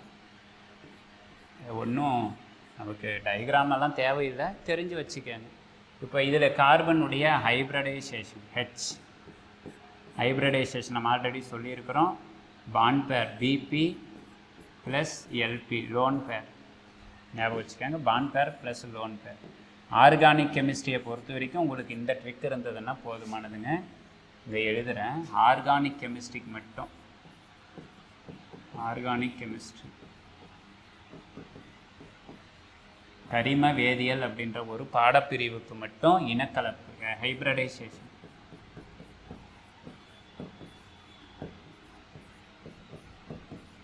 ஹைப்ரடைசேஷன் பிராக்கெட்ல ஹெச்.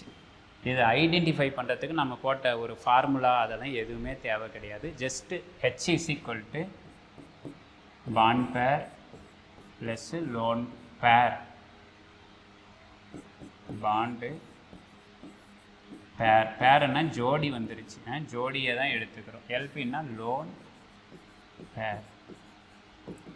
தமிழ் வந்து பிணைப்பில் ஈடுபட்டுள்ள இணைகள். அந்த பக்கம் ப்ளஸ்ஸு வழங்கும் இணைகள். லோன் பேர் ஏதாவது இருக்கா, அது ரெண்டுத்தையும் ஆட் பண்ணுங்கள். ஆட் பண்ணும்பொழுது ஹெச்சுடைய வேல்யூ கிடைக்கும். பாருங்கள், ஹெச்சுடைய வேல்யூ என்ன, 4 வந்ததுன்னா ஹைப்ரடைசேஷன் sp3 அப்படின்னா 4 ஆர்பிட்டால் இருக்கணும். ஒரு s ஆர்பிட்டால் 3 p ஆர்பிட்டால் அப்படின்னா 1 + 3 எவ்வளோ வந்துருச்சு உங்களுக்கு 4. அப்படின்னா ஹைப்ரடைசேஷன் 4 ஆர்பிட்டால் வந்து வரணும். தென் H3 இருந்ததுன்னா ஹைப்ரடைசேஷன் 3 ஆர்பிட்டால் sp2. ஸோ 1 + 2. 1ன்றது s ஆர்பிட்டாலுங்க, 2ன்றது p ஆர்பிட்டால். தென் H 2 இருக்குது அப்படின்னு கேட்டால் ஹைப்ரடைசேஷன் sp அப்படின்னா ஒரு s ஆர்பிட்டால் ப்ளஸ் ஒரு p ஆர்பிட்டால். இது வந்து ஆர்கானிக் கெமிஸ்ட்ரியில் லோன் பேர் பாண்ட் பேரை வச்சு சொல்லலாம். அல்லது இன்னொரு மெத்தட் ஒன்று இருக்குது. What is the second method? Method number 2.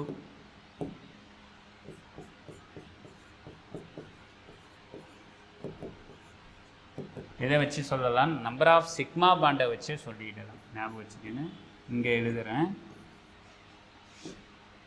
Hybridisation H வந்து ஈக்குவல், யாருக்கு equal, number of sigma bond ப்ராக்கெட்டில் இதனுடைய மீனிங் வந்து சிக்மா. ஸோ இனக்கலப்பு அப்படின்றது சிக்மா பிணைப்புகளினுடைய எண்ணிக்கை, அதை அளவீடாக கொண்டு நீங்கள் சொல்லிக்கலாம். மேபி பாருங்கள், அதே தான் கண்டிஷன் இங்கவே எழுதுகிறேன். சிக்மா பாண்ட் வந்து 4 இருக்குது அப்படின்னா அது sp3. சிக்மா பாண்ட் வந்து 3 தான் இருக்குது, ஸோ sp2. சிக்மா பாண்ட் வந்து 2 தான் இருக்குது, sp. உங்களுக்கு தெரியும்னு நினைக்கிறேன். சிக்மா பாண்டுன்னா என்ன மீனிங்? சிக்மா அப்படின்றது ஒன்லி சிங்கிள் பாண்ட், ஒற்றை பிணைப்பை மட்டும் எடுத்துக்கிறோம். கார்பனை சரௌண்ட் பண்ணி இருக்கக்கூடிய ஒற்றை பிணைப்புகளின் எண்ணிக்கை, அதுக்கு தான் சிக்மா பிணைப்புன்னு சொல்கிறோம். நமக்கு கார்பனில் மல்டிபிள் பாண்ட்ஸும் இருக்கும், பல பிணைப்புகளும் இருக்கும். என்னென்ன மல்டிபிள் பாண்ட்ஸ்னால் டபுள் பாண்ட் இருக்கலாம், ட்ரிபிள் பாண்ட் இருக்கலாம். நீங்கள் டபுள் பாண்டையோ ட்ரிபிள் பாண்டையோ கன்சிடர் பண்ணக்கூடாது. இனக்கலப்புக்கு வெறும் சிக்மா பாண்ட், சிங்கிள் பாண்டை வச்சுக்கிட்டு சொல்லணும். இப்போ இங்கே வந்துடுங்க, கார்போ கேட்டையான்னு பாருங்கள். இந்த இடத்துல ஒரு சிங்கிள் பாண்டு சிக்மா, இங்கே ஒரு சிங்கிள் பாண்டு சிக்மா, இங்கே ஒரு சிங்கிள் பாண்டு சிக்மா. அப்படின்னா டோட்டல் நம்பர் ஆஃப் சிக்மா எத்தனை இருக்குது? 3. 3னா what is the hybridisation? So H lone pair நமக்கு இங்கே எதுவுமே இல்லை, அதனால் என்ன போட்டிருக்காங்க 0. பாண்ட் பேர் எத்தனை இருக்குது பாருங்கள், ஒரு பிணைப்பில் ஈடுபட்டிருக்கிறது 2, இவர் 3. ஸோ 3 அப்படின்னா என்ன இனக்கலப்பு? sp2. ஸோ கார்போகேட்டையானுடைய ஹைப்ரடைசேஷன் அப்படின்னு கேட்டால் sp2. இது first condition number 1. Condition number 2, ஹைப்ரடைசேஷனை கண்டுபிடிச்ச பிறகு அதனுடைய ஷேப், வடிவம் அல்லது ஜாமெண்ட்ரி அப்படின்னு கேட்பாங்க. இது வந்து பார்த்தீங்கன்னா உங்களுக்கு பிளேனாரா ஜாமெண்ட்ரி, பிளேனார் பிளேனார். அது என்ன சார் பிளேனார் அப்படின்னு கேட்டிங்கன்னா அதனுடைய மீனிங் வந்து இதுதான்.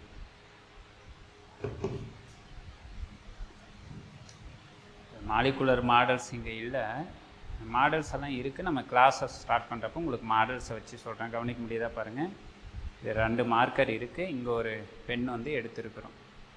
உங்களுக்கு விசிபிலிட்டி ஷோ ஆகும்னு நினைக்கிறேன். இந்த மாதிரி பாருங்கள் 3 பேர் இருக்காங்க. இந்த 3 பேரையும் நான் கட் பண்ணுறேன். இப்படி வந்து கட் பண்ணும் பொழுது பாருங்கள் இந்த பிளாக் மார்க்கரும் கட் ஆகுது, ரெட் மார்க்கரும் கட் ஆகும். கட் ஆகிட்டு அப்படியே போகும்பொழுது இந்த பெண்ணும் கட் ஆகும். இதுதான் பிளேனார். இப்போ இவருக்கும் இவருக்கும் இடையில் உண்டான பாண்ட் ஆங்கிள் 120, இதுக்கும் இடையில் உண்டான பாண்ட் ஆங்கிளும் 120, தென் இவருக்கும் உண்டான பாண்ட் ஆங்கிளும் 120. அதே மாதிரி இப்போ என்ன இருக்குது, எம்டி பி ஆர்பிட்டால் வந்து இருக்குது. அந்த பி ஆர்பிட்டால் எங்கே இருக்கும், இங்கே மேல் பகுதியில் ஒரு லோபும் அதே மாதிரி டவுன்வர்டில் ஒரு லோபும் வந்து கிரியேட் ஆகிருக்கும். இதுதான் வந்து என்ன ஜாமெண்ட்ரி, பிளேனார் ஜாமெண்ட்ரி அப்படின்னு சொல்கிறோம். ஸோ பிளேனார் அப்படின்றதுக்கு பொருள் வந்து தெரிஞ்சிருக்கணும். நமக்கு நெக்ஸ்ட் கொஷின் என்ன கேட்பாங்க அப்படின்னு கேட்டாக்கல, இதனுடைய பாண்ட் ஆங்கிள் பிணைப்பு கோணம் எவ்வளோ அப்படின்வாங்க. பாருங்கள் நம்ம முன்னாரே சொன்னது தான். இந்த போர்டில் இருக்கிறத பார்த்து நீங்கள் கன்ஃபியூஸ் ஆகக்கூடாது. இது லோப் ஒன்று எங்கே இருக்குது, போர்டுக்கு பின்னாடி இருக்குது. இன்னொரு லோப் வந்து போர்டுக்கு பேக் சைடு இருக்குது. ஒன்று ஃப்ரண்ட்டு, இன்னொன்று பேக் சைடு. அப்படின்னா இவருக்கு ஒட்டு மொத்தமாக பாண்டாங்கள் வந்து 120 டிகிரி. அப்படின்னா டோட்டலாக ஒரு வட்டத்துக்கு எவ்வளவு, 360. 120 120 120 மொத்தம் 3 பாண்டாங்கள், டோட்டல் 360 டிகிரி வந்துடும் உங்களுக்கு. ஸோ பாண்டாங்கள் வந்து கேட்டிங்கன்னா 120 டிகிரி, 120 டிகிரி அப்படின்றது அதனுடைய பிணைப்பு கோணமாக வந்து காணப்படும் அப்படின்னு பார்த்துக்காங்க. அடுத்தது இதை சுற்றி இருக்கக்கூடிய நம்பர் ஆஃப் எலக்ட்ரான்ஸ் எவ்வளவு இருக்குது அப்படின்னு கேட்பாங்க. பாருங்கள் மொத்தம் எத்தனை பாண்டட் இருக்குது, 3 பாண்டடு. ஒரு பாண்டடில் எத்தனை எலக்ட்ரான் பேர் இருக்குன்னா ஒரு ஜோடி எலக்ட்ரான் பேர் இருக்குது. நமக்கு மொத்தம் 3 பாண்டட் பேர், 3 பாண்டட் பேர் இருக்குது. அப்படின்னா 3 × 2 டோட்டலாக எவ்வளோ எலக்ட்ரான்ஸு, 6 எலக்ட்ரான்ஸ் இருக்குது. அதனால் இதனுடைய எலக்ட்ரான் பேர் வந்து செக்ஸ்டேட் அப்படின்னு சொல்லுவாங்க. இங்கே எழுதுகிறேன், எலக்ட்ரான் பேர். எலக்ட்ரான் இணைகள் எத்தனை இருக்குது, 3 இருக்குது, 3 பேர்ஸ் இருக்குது. டோட்டல் நம்பர் ஆஃப் எலக்ட்ரான்ஸ்னால் 6. அதனால் இப்படியே நான் எழுதிக்கோங்க, செக்ஸ்டேட். நமக்கு 6 எலக்ட்ரான் ஜோடிகள், 3 எலக்ட்ரான் ஜோடிகள் அப்படின்றது இருக்காங்க. வெளிக்கூட்டில் 6 எலக்ட்ரான்கள் வந்து இருக்குது. ஒரு உதாரணம் பாருங்கள், இங்கே முன்னாடி பார்த்தோம் இல்லையா, முன்னாடி இங்கே கார்பனுக்கு இங்கே ட்ரா பண்ண பாருங்கள். கார்பனுக்கு ட்ரா பண்ணும்பொழுது கார்பனுடைய வேலன்ஸ் எலக்ட்ரான் ஒன்றா இருக்கும். இப்போ ஹைட்ரஜன் வந்து அதில் பாண்டிங் இருக்குன்னா அவர் ஒவ்வொரு எலக்ட்ரானே கொடுப்பார். ஒவ்வொரு எலக்ட்ரான் பாருங்கள், இங்கே ஒரு எலக்ட்ரான் இருக்குது, இங்கே ஒரு எலக்ட்ரான் இருக்குது, இங்கே ஒரு எலக்ட்ரான் இருக்குது. இதுதான் என்ன இருக்குது, வேக்கண்ட்டு. அப்படின்னா எது இனக்கலப்பில் ஈடுபட்டு இருக்காங்க, sp2 அப்படின்றது கார்போ கேட்டையானாக இருக்கிறப்ப வந்து இருப்பாங்க. அந்த இடத்துல இன்னொரு அந்த வேக்கண்ட் பி ஆர்பிட்டால் இருக்குன்றதுனால அவர் யாராவது ஒருத்தர் எலக்ட்ரானை கொடுப்பாங்களா அப்படின்னு போட்டு இந்த இடத்துல யாராருக்கு எம்டியாக இருக்குன்னா காத்துக்கிட்டு இருக்குது. மேபி அங்கே எலக்ட்ரான் பேர் வந்ததுன்னா இதுவும் என்ன ஆயிரும், உங்களுக்கு ஃபில் ஆயிரும். அப்போ என்னவோ மாறிக்கும், sp3 வந்து மாறிக்கும். பட் இப்போ நாம் பேசுகிறது ரியாக்ஷன் இன்டர்மீடியேட். அந்த இடைநிலைக்கு என்ன அப்படின்னு கேட்டால், இடைநிலையில் மொத்தம் 6 எலக்ட்ரான்கள் தான் இருக்குது. டோட்டலாக 6 எலக்ட்ரான் இருக்குது அப்படின்னாலும் அதனால் என்ன பேர் சொல்கிறோம், sp2 ஹைப்ரிடைசேஷன் அப்படின்னு பேர் கொடுக்குறோம். அடுத்தது இதில் ஆக்டேட் எண்ம விதிக்கு தேவையான இன்னும் 2 எலக்ட்ரான்கள் பற்றாக்குறையாக இருக்குது. அதனால் இந்த கார்பன் கேட்டையானுக்கு பேர் என்ன சொல்கிறாங்கன்னாக்கா எலக்ட்ரான் டெஃபிஷியன்ட். எலக்ட்ரான் வந்து பற்றாக்குறையாக இருக்கக்கூடிய சேர்மங்கள் அப்படின்ற பேரை வந்து கொடுக்குறோம். இது எல்லாமே நமக்கு யாரை பற்றி தகவல் அப்படின்னு கேட்டால் கார்போ கேட்டையானை பற்றிய நமக்கு தகவல்கள். ஸோ கார்போ கேட்டையான் எப்போ உருவாகும் அப்படின்னா ஹெட்டிரோலைட்டிக் கிளிவேஜ் அப்படின்ற வார்த்தையை வந்து பார்த்து வச்சுக்கணும். இதில் 3 ஜோடி இருக்கிறதுனால ட்ரை வேலண்ட் அப்படின்னு சொல்லலாம், அல்லது 6 எலக்ட்ரான்கள் இருக்கிறதுனால செக்ஸ்டேட் அப்படின்ற பேரை வந்து கொடுக்குறோம். இதுக்கு அடுத்தது இந்த உருவாகக்கூடிய கார்போ கேட்டையானுடைய ஸ்டெபிலிட்டி, நிலைப்புத்தன்மையை வச்சு பேசணும். இப்போ இந்த நிலைப்புத்தன்மை பாருங்கள், எத்தனை ஆட்டம் கனெக்ட் ஆகிருக்குன்னா 3 ஆட்டம் கனெக்ட் ஆகிருக்கு. கார்போ கேட்டையான் கூட 3 பேர் சேர்ந்துருக்கலாம். மேபி அது ஹைட்ரஜனாக இருக்கலாம், அல்லது அல்கைல் குரூப்பாக இருக்கலாம். அந்த அல்கைல் 1 டைம் இருக்கலாம், 2 டைம் இருக்கலாம், 3 டைம் இருக்கலாம். அப்படின்னா அதை பேஸ் பண்ணி என்ன பேசுகிறோம், இப்போ ஸ்டெபிலிட்டி நிலைப்புத்தன்மை என்ன அப்படின்றத பற்றி பேசுகிறோம். ஸோ ஸ்டெபிலிட்டி ஆஃப் கார்போ கேட்டையானுடைய நிலைப்புத்தன்மை. இந்த கார்போ கேட்டையானுடைய ஸ்டெபிலிட்டியோட ஜென்ரல் ட்ரெண்டு நம்ம அல்கைல் பேசுகிறதுனால tertiary more stable, then secondary, then primary, least stable வந்து மெத்தில் கார்போ கேட்டையான் CH3 கார்பனுக்கு மேலே ப்ளஸ். இதுதான் இவர் மெத்தில் கார்போ கேட்டையான். கார்பன், ஒரு hydrogen, second hydrogen, third hydrogen, இது எம்டி பி ஆர்பிட்டால், அவருக்கு மேலே பாசிட்டிவ் சார்ஜ். இது வந்து methyl carbocation, methyl. Then primary அப்படின்னும் பொழுது பாருங்கள், ஒரு ஹைட்ரஜனை ரீப்ளேஸ் பண்ணிவிட்டு அந்த இடத்துல ஒரு அல்கைல் குரூப்போ அல்லது அரைல் குரூப். அல்கைல் அப்படின்னும் பொழுது சிம்பிளாக என்ன சொல்கிறோம், ஆர் அப்படின்னு சொல்கிறோம். யார் இந்த அல்கைலு? அல்கேன் இருக்கு இல்லைங்களா, ஞாபகம் வச்சுக்கோங்க. அல்கேன் இருந்து ஒரு ஹைட்ரஜனை குறைச்சிக்கோங்க, அதுதான் அல்கைல். இப்போ மீத்தேன் இருக்குன்னா ஒரு ஹைட்ரஜனை குறைச்சிங்கன்னா அது மீத்தைல். ஈத்தேன் இருக்குன்னா அதுலேருந்து ஒரு ஹைட்ரஜனை குறைச்சிங்கன்னா ஈத்தைல். ஸோ சிம்பிளாக வந்து CH3 மீத்தைல் அல்லது C2H5 ஈத்தைல் அப்படின்ற மாதிரி இருக்கலாம், அல்லது அரைல் குரூப்பும் இருக்கலாம். அரைல் அப்படின்றது யார்? Aromatic ring. அரோமேட்டிக் ரிங்கில் இருந்து ஒரு ஹைட்ரஜனை குறைச்சிங்கன்னா அதுக்கு வந்து ஃபினைல் அப்படின்னு, பென்சீன் அப்படின்னு சொல்கிறீங்கன்னா அது வந்து பென்சீன், அல்லது இன்னொரு பேர் வந்து ஃபீன் அப்படின்னு சொல்கிறோம். அதுலேருந்து ஒரு ஹைட்ரஜனை குறைச்சிங்கன்னா என்ன உருவாகும் உங்களுக்கு? C6H5. இதுக்கு பேர் வந்து ஃபினைல். இது மாதிரி குரூப் வந்து கனெக்ட் ஆச்சுன்னா அது அரைல். மேபி இங்கே சப்ஸ்டியூட் ஆகிறது ஹைட்ரஜனை ரீப்ளேஸ் பண்ணிவிட்டு நீங்கள் அல்கைலும் இருக்கலாம், அரைலும் இருக்கலாம், இவ்வளோ தான் வித்தியாசம். ஸோ ப்ரைமரி கார்போகேட்டையான்ன்றது பாருங்கள், கார்பன், அதுக்கு மேலே பாசிட்டிவ் சார்ஜு, 3 ஆட்டம் கனெக்டடில் 1 + 1 யார் இருக்காங்க? 2 ஹைட்ரஜன் இருக்குது. பட் இந்த கார்பன் கூட டைரக்ட் கனெக்டடு ஒரு கார்பன், ஒரே ஒரு அல்கைலோ ஒரே ஒரு அரைல் குரூப்போ இருந்தாங்கன்னா இதுக்கு பேர் வந்து பிரைமரி கார்போகேட்டையான்.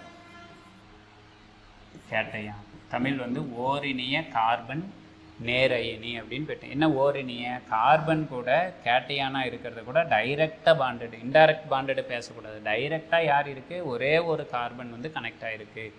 இன்கேஸ் இதே வந்து உங்களை கன்ஃபியூஸ் பண்ணணுன்றதுக்காக எத்தில் அப்படின்றது கொடுப்பாங்க. இதை நான் எரேஸ் பண்ணிடுறேன் பாருங்கள். எத்தில் கொடுத்தாங்கன்னா அந்த C2H5 எப்படி எழுதலாம்? CH3 CH2ன்னு எழுதலாம். இப்படின்னு ஒன்று பார்த்தோன்னே பாருங்கள் சார், இங்கே ஒரு கார்பன் இங்கே ஒரு கார்பன், 2 கார்பன் கனெக்ட் ஆகிருக்கு, அதை பார்த்து சொல்லவே கூடாது. யாரை பார்க்கணும் அப்படின்னா இந்த பாண்டடு கார்பன் கூட டைரெக்ட் கனெக்டட். எத்தனை கார்பன் கனெக்ட் ஆகிருக்குன்னா 1 தான் இருக்குது, மீதி 2மே யாராக இருக்காங்க? ஹைட்ரஜனாக இருக்காங்க. அதனால் அவர்களை வச்சு பேசக்கூடாது. இது மாதிரி இருந்தால் இது வந்து பிரைமரி கார்போகேட்டையான். தென் செகண்டரி கார்போகேட்டையான் அப்படின்னா 2 கார்பன் கனெக்ட் ஆகிருக்கணும். கார்பன், இந்த இடத்துல ஹைட்ரஜன், இங்கே ஒரு CH3, இங்கே ஒரு CH3. இங்கே வந்து என்ன இருக்கும்? ஒரு பாசிட்டிவ் சார்ஜு, இந்த கார்பன் கூட டைரெக்டாக கனெக்டட். எத்தனை கார்பன்? இங்கே ஒரு கார்பன், இங்கே ஒரு கார்பன். அதனால் இது பேர் வந்து செகண்டரி கார்போகேட்டையான்.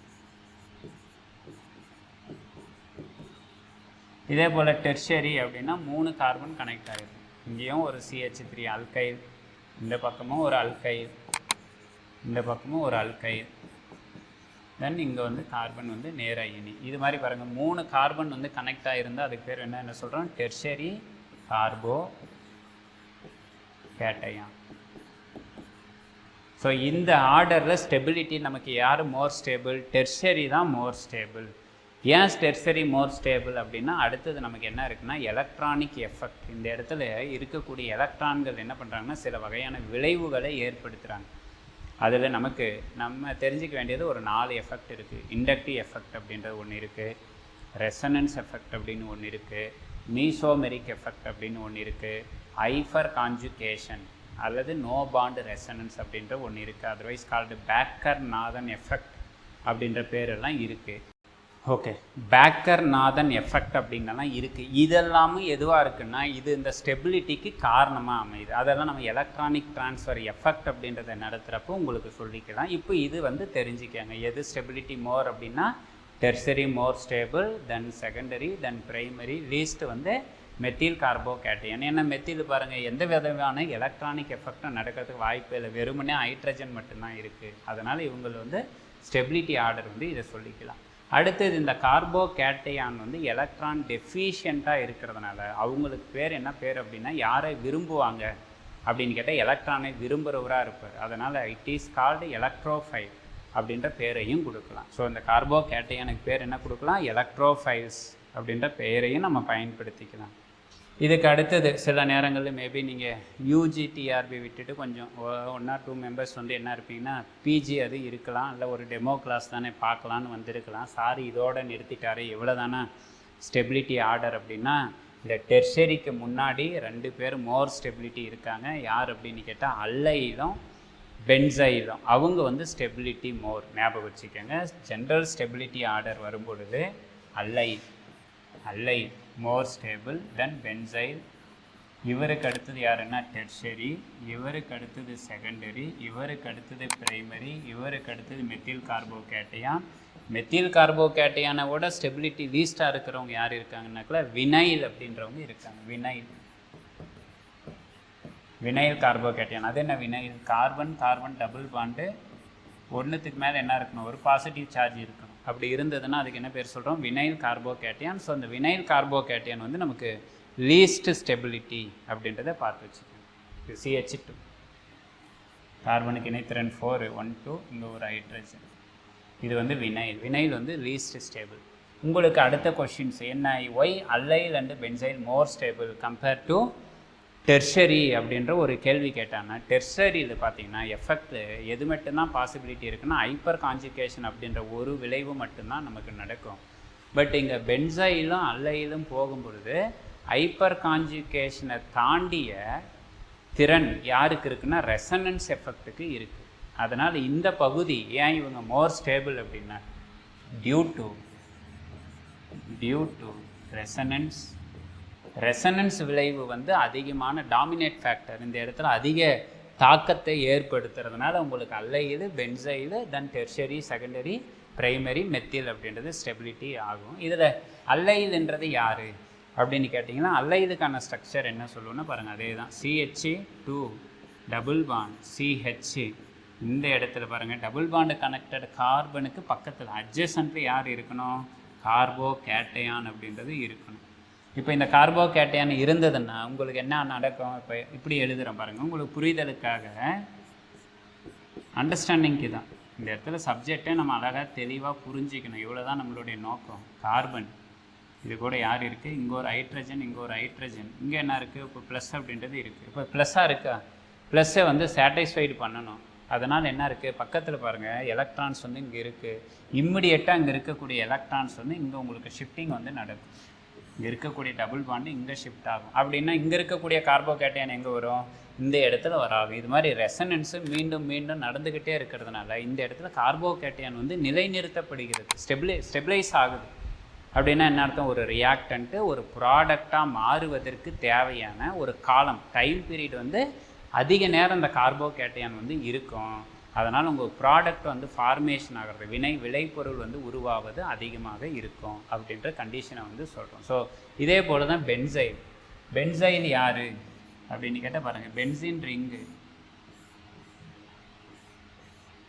பென்சின் வளையம், இது கூட யார் இருக்குது? கார்பன். இந்த கார்பன் கூட என்ன இருக்கணும்? ஒரு பாசிட்டிவ் சார்ஜ் CH2. இப்போ பாருங்கள் நமக்கு தெரியும் இல்லையா, இங்கே இருக்கக்கூடிய கார்போகேட்டையனை ஸ்டெபிளைஸ் பண்ணணும். அதனால் பாருங்கள் இங்கே இருக்கக்கூடிய எலக்ட்ரான் பென்சீனில் இருக்கக்கூடிய டபுள் பாண்ட் வந்து இங்கே ஷிஃப்ட் ஆகும். ஷிஃப்ட் ஆச்சுன்னா இங்கே இருக்கக்கூடிய பாசிட்டிவ் எங்கே வரும்? இந்த இடத்துல வந்து உங்களுக்கு வரும். இப்போ இங்கே இருக்கக்கூடிய பாசிட்டிவை சாட்டிஸ்ஃபைட் பண்ணுறதுக்கு என்ன பண்ணுவோம்? இந்த பாண்ட் வந்து இங்கே ஷிஃப்டிங் ஆகும். அதனால் பாசிட்டிவ் சார்ஜ் இங்கே க்ரியேட் ஆகும். தென் இதே சார்ஜ் பண்ணுறதுக்கு இங்கே வருவார். இங்கே வந்ததுன்னா இந்த பாசிட்டிவ் சார்ஜ் வந்து இங்கே ஷிஃப்டிங் ஆகும்.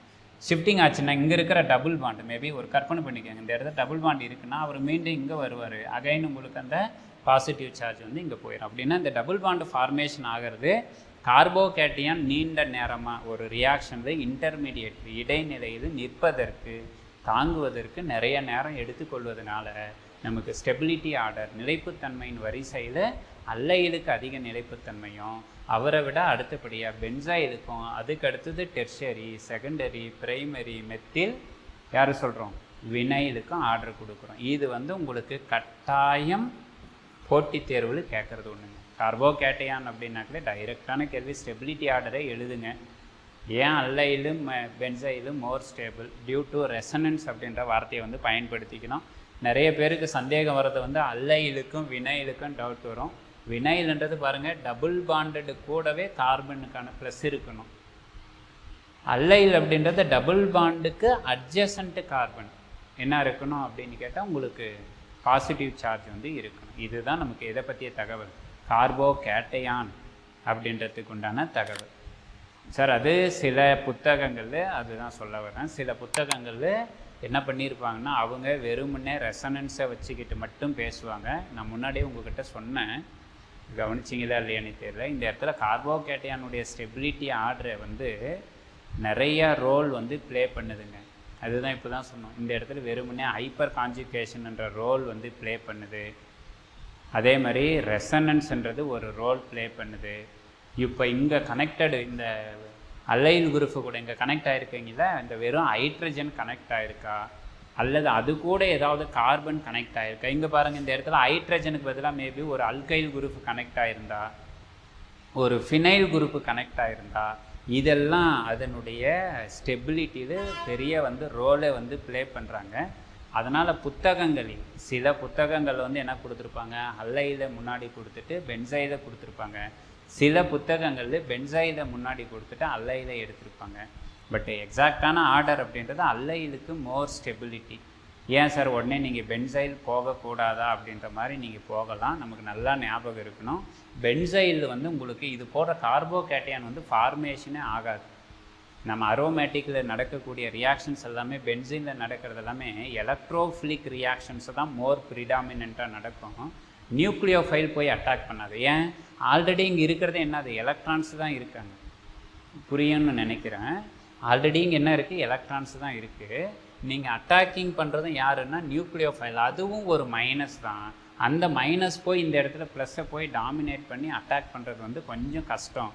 அதனால தான் அரோமேட்டிக்கில் நடக்கிறது ஃபுல்லாகவே உங்களுக்கு என்ன நடக்கும், ஒரு எலக்ட்ரோஃபிலிக் சப்ஸ்டிடியூஷன் ரியாக்ஷன்ஸ் தான் மோர் ப்ரிடாமினென்ட். நான் ரெஃபரன்ஸ் எடுத்த புத்தகத்தில் இந்த கான்செப்டை வச்சுக்கிட்டு இந்த ஆர்டர் வந்து இருக்குது. ஒரு பிரச்சனையும் கிடையாது. மேபி நீங்கள் ரெஃபரன்ஸ் எடுத்தது எந்த புத்தகம் அப்படின்றத பார்த்து வச்சுக்கோங்க. ஓகேங்களா சார், புரியுதா? ரெசனன்ஸ் இருக்குங்க, ஹைப்பர் கான்ஜுகேஷன் இருக்குங்க. அதே மாதிரி இங்கே கனெக்ட் ஆகக்கூடிய குரூப்பு கூட என்னென்ன குரூப் இருக்குன்றதெல்லாம் இருக்குது. அதனால் இதை பேஸ் பண்ணி நீங்கள் கான்செப்டை வந்து புரிஞ்சு வச்சுக்கோங்க. இது நான் புத்தகத்தினுடைய எவிடன்ஸை வச்சுக்கிட்டு தான் நம்ம சொல்கிறோம். ஏன்னா எது எப்படின்னு தெரியாது. நம்ம பள்ளிக்கூடங்களில் படிக்கிறது, காலேஜில் படிக்கிறதுன்றது வேறங்க, காம்படேட்டிவ் எக்ஸாம் படிக்கிறதுன்றது வேறு. இப்போ இவ்வளோ நேரம் கேட்குறோன்னா இதில் ஒவ்வொரு வார்த்தையும் யோசனை பண்ணி சொல்லணும். ஒவ்வொரு வார்த்தைகளுக்கும் வித்து ப்ரூஃபோட எவிடன்ஸோடு பேசணும். ஏன்னா தானு பேசிட்டு போயிட்டு அதை போய் நீங்கள் ஆன்சராக எழுதும் பொழுது செய்யும் பொழுது அதில் மார்க்கு மாறிச்சுன்னா ஒவ்வொரு மார்க்கும் முக்கியம். ஏன்னா இதெல்லாம் அனுபவம் பட்டிருக்கிறோம். ஒவ்வொரு மார்க்கும் எந்த அளவுக்கு எசென்ஷியல் அப்படின்றது நல்லா தெரியும். அதனால் எவிடன்ஸ் வந்து உங்களுக்கு ஒன்றும் பிரச்சனை இல்லை. நான் அந்த டெலகிராம் பேஜ் இருக்கு இல்லைங்களா, கெமிஸ்ட்ரி குரு, அந்த டெலகிராம் பேஜில் புக்கோட எவிடன்ஸை நான் போடுறேன். நம்ம எடுக்கிறப்பையும் நம்ம ரெகுலர் கிளாஸஸில் நம்ம சொல்லிடுறோம் முன்னாடியே, இதுதான் புக்கு உங்களுக்கு ப்ரூஃபு, இந்த பக்கத்தை தான் நம்ம டிஸ்கஸ் பண்ண போகிறோம் அப்படின்ட்டு. ஒரு பிரச்சனையும் கிடையாது, நம்ம பார்த்துக்கலாம். இந்த ஆர்டரை வந்து ஞாபகம் வச்சுக்கோங்க. என்ன ரீசன் இருக்கிறது சொல்லியாச்சு. இதுதான் நமக்கு எதை பற்றிய தகவல், கார்போகேட்டையான் அப்படின்றதுக்கான தகவல்.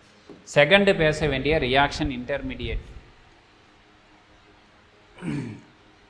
அப்படின்றது யார் இருக்காங்க அப்படின்னு கேட்டால் கார்பேனையான்.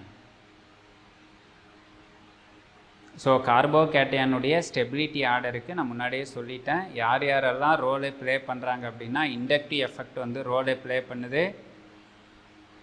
அதே போல் ரெசனன்ஸ் எஃபெக்ட் அப்படின்றது ரோலை ப்ளே பண்ணுறாங்க. அதே போல் ஹைப்பர் கான்ஜுகேஷன், இது மூணும் ஞாபகம் வச்சுக்கோங்க. Stability of carbocation, stability of carbocation depends on எதை பொறுத்து இருக்குது அப்படின்னு கேட்டால் வெறுமனே ஆர்டரை தெரிஞ்சுக்கிட்டு நம்ம சொல்ல முடியாது. இது 3 ஃபேக்டரை பொறுத்து இருக்குது. நம்பர் 1 வந்து இண்டக்டிவ் எஃபெக்ட். இண்டக்டிவ் எஃபெக்ட் அப்படின்னா இண்டக்டிவ் எஃபெக்ட் இப்போ அந்த இடத்துல கார்போகேட்டையான் கூட யார் சேர்றாங்க அப்படின்றத பொறுத்தும் இருக்குது. நம்பர் 2 யார் இருக்காங்க அப்படின்னு கேட்டிங்கன்னா ஹைப்பர் கான்ஜுகேஷன்.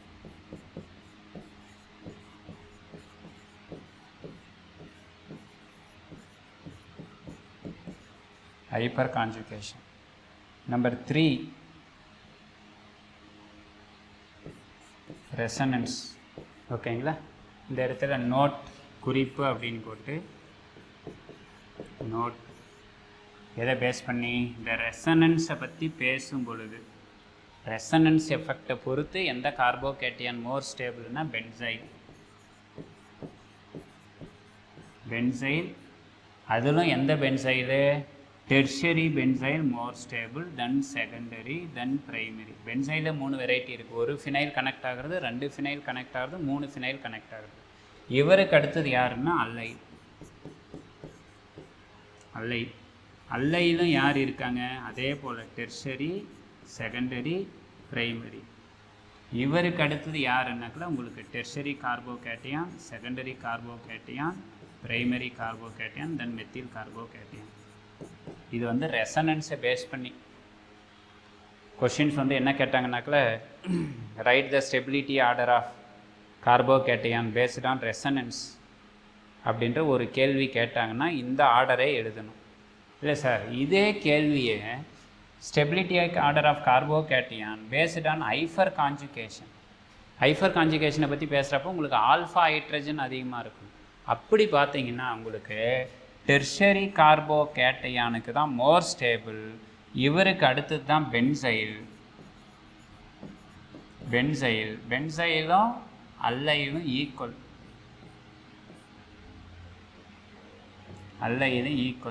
ஏன் டெர்ஷரி மோர் ஸ்டேபிள் அப்படின்னா கார்பன் கவனிக்க முடியுதா பாருங்கள். இந்த இடத்துல ப்ளஸ்ஸு, இவரு கூட ஒரு கார்பன், இங்கே ஒரு ஹைட்ரஜன், இங்கே ஒரு ஹைட்ரஜன், இங்கே ஒரு ஹைட்ரஜன், அதே போல் இங்கே ஒரு ஹைட்ரஜன், அதே போல் இங்கே கார்பன், ஹைட்ரஜன். இந்த கார்பனுக்கு பக்கத்தில் இருக்கிறது ஆல்ஃபா கார்பன். இது ஒரு ஆல்ஃபா, இது ஒரு ஆல்ஃபா. மொத்தம் எத்தனை ஆல்ஃபா இருக்குது? 3 ஆல்ஃபா கார்பன் இருக்குது. 3 ஆல்ஃபா கார்பனில் 3 ஹைட்ரஜன், டோட்டலாக 9 ஹைட்ரஜன் இருக்கின்றதுனால 9 ஆல்ஃபா ஹைட்ரஜன் இருக்கின்றதுனால டெர்ஷரி கார்போகேட்டியான் மோர் ஸ்டேபிள். இதுவே செகண்டரி கார்போகேட்டியான் எத்தனை ஆல்ஃபா ஹைட்ரஜன் இருக்கும்? 6 தான் இருக்கும். அதனால தான் செகண்டரி ஸ்டெபிலிட்டி டெர்ஷரியோட கம்மின்னு சொல்கிறோம். எதை பேஸ் பண்ணி? Hyper conjugation. தமிழ் வந்து அழகான வேர்டு கொடுக்குறாங்க, பிணைப்பு இல்லாத உடனிசைவு. அது என்ன பிணைப்பு இல்லாத உடனிசைவு? இந்த கார்போகேட்டியானை ஸ்டெபிலைஸ் பண்ணுறதுக்காக பாருங்கள், இங்கே இருக்கிற பாண்டு வந்து இங்கே வந்துடலாம். அப்படின்னா சிங்கிள் பாண்டு என்ன பாண்டாக மாறிடும்? டபுள் பாண்டாக மாறிடும். இவர் ஹைட்ரஜன் வந்து ப்ளஸ்ஸாக இருப்பார். இல்லை அப்படின்னா இங்கே இருக்கிற பாண்டு இங்கே ஷிஃப்ட் ஆகலாம். இவர் வந்து ஹைட்ரஜன் ப்ளஸ்ஸாக இருக்கலாம், அல்லது இங்கே இருக்கிற பாண்டு இங்கே ஷிஃப்ட் ஆகிட்டு இவர் இருக்கலாம். அது மாதிரி எத்தனை பாசிபிலிட்டி இருக்குன்னா 9 பாசிபிலிட்டி இருக்குது. அப்படின்னா 9 ஹைட்ரஜனும் பாண்டட் வந்து கொடுத்து அந்த டபுள் பாண்டை வந்து திருப்திப்படுத்துறதுனால, அந்த கார்பனை வந்து திருப்திப்படுத்திக்கிறதுனால நிலைப்புத்தன்மை வந்து அதிகம் பெறுகிறது அப்படின்னு சொல்கிறோம். இந்த இடத்துல நீங்கள் பென்சைலில் பார்த்தீங்கன்னா பென்சைலில் ஆல்ஃபா ஹைட்ரஜன் நமக்கு இருக்காது, ஓகேங்களா? அல்லையில் பார்த்தீங்கன்னாக்கா ஒரு ஆல்ஃபா ஹைட்ரஜன் அப்படின்றது இருக்கும். அதனால் ஹைஃபர் கான்ஜுகேஷனை பற்றி பேசினீங்கன்னா உங்களுக்கு டெர்ஷரி மோர் ஸ்டேபிள் அப்படின்னு சொல்கிறோம். இதே கேள்வியை வந்து நமக்கு இண்டக்டிவ் எஃபெக்டை பேஸ்ட் ஆன் இண்டக்டிவ் எஃபெக்டை பேஸ் பண்ணி கேட்குறாங்க அப்படின்னா அப்போ என்ன சார் பண்ணுறது? இண்டக்டிவ் எஃபெக்டை பேஸ் பண்ணி கொஷின்ஸ் கேட்டாங்கன்னா tertiary, then secondary, then primary, least methyl. Inductive எஃபெக்டில் நம்ம யாரே வரது கிடையாது அப்படின்னு கேட்டாங்களா உங்களுக்கு அல்லையில் பென்சைலை பற்றி நம்ம பேசுகிறதே கிடையாது. ஸோ இது எல்லாமே நமக்கு எதை பேஸ் பண்ணிய தகவல்னாக்கா கார்போகேட்டையானை பற்றிய தகவல்கள். இந்த கார்போகேட்டையானை எப்படியெல்லாம் நம்ம ப்ரிடிக்ட் பண்ணலாம் அப்படின்றதையும் உங்களுக்கு சொல்லியிருக்கு. ஸோ பெரும்பாலான போட்டித் தேர்வுகளை உங்களுக்கு ரெசனன்ஸை பேஸ் பண்ணி கேட்டாங்கன்னா பென்சைல் கொண்டு வந்துடுங்க, தென் அல்லைலுக்கு வாங்க, அதுக்கடுத்து டெர்ஷரி, செகண்டரி, பிரைமரி அப்படின்றத பார்த்துக்கங்க. இந்த ஆர்டரை ஜென்ரல் ட்ரெண்டுக்கு ஞாபகம் வச்சுக்கோங்க. இதோட நமக்கு எதை பற்றிய தகவல் கார்போகேட்டையான் அப்படின்றது முடியுது. நெக்ஸ்ட்டு பேச வேண்டியது கார்பேனையான். ஸோ கார்பேனையான் எப்போ சார் நமக்கு ஃபார்மேஷன் ஆகும் அப்படின்ற ஒரு கேள்வி கேட்டிங்கன்னா, ஆர்கானிக் மாலிகுல்ல ஹெட்டிரோலைட்டிக் கிளிவேஜ் வந்து நடக்கணும். அந்த ஹெட்டிரோலைட்டிக் கிளிவேஜில் நமக்கு பெரும்பாலும் யார் இருக்கணும் அப்படின்னு கேட்டால் ஒரு மோர் எலக்ட்ரோநெகட்டிவ் ஆட்டம் யார்? ஃப்ளூரினோ அல்லது ஆக்சிஜனோ அல்லது நைட்ரஜனோ கனெக்ட் ஆகியிருந்தாங்கன்னா உங்களுக்கு என்ன கிடைக்கும்? ஒரு கார்பேனையான் அப்படின்றது நமக்கு ஃபார்மேஷன் ஆகுவாங்க.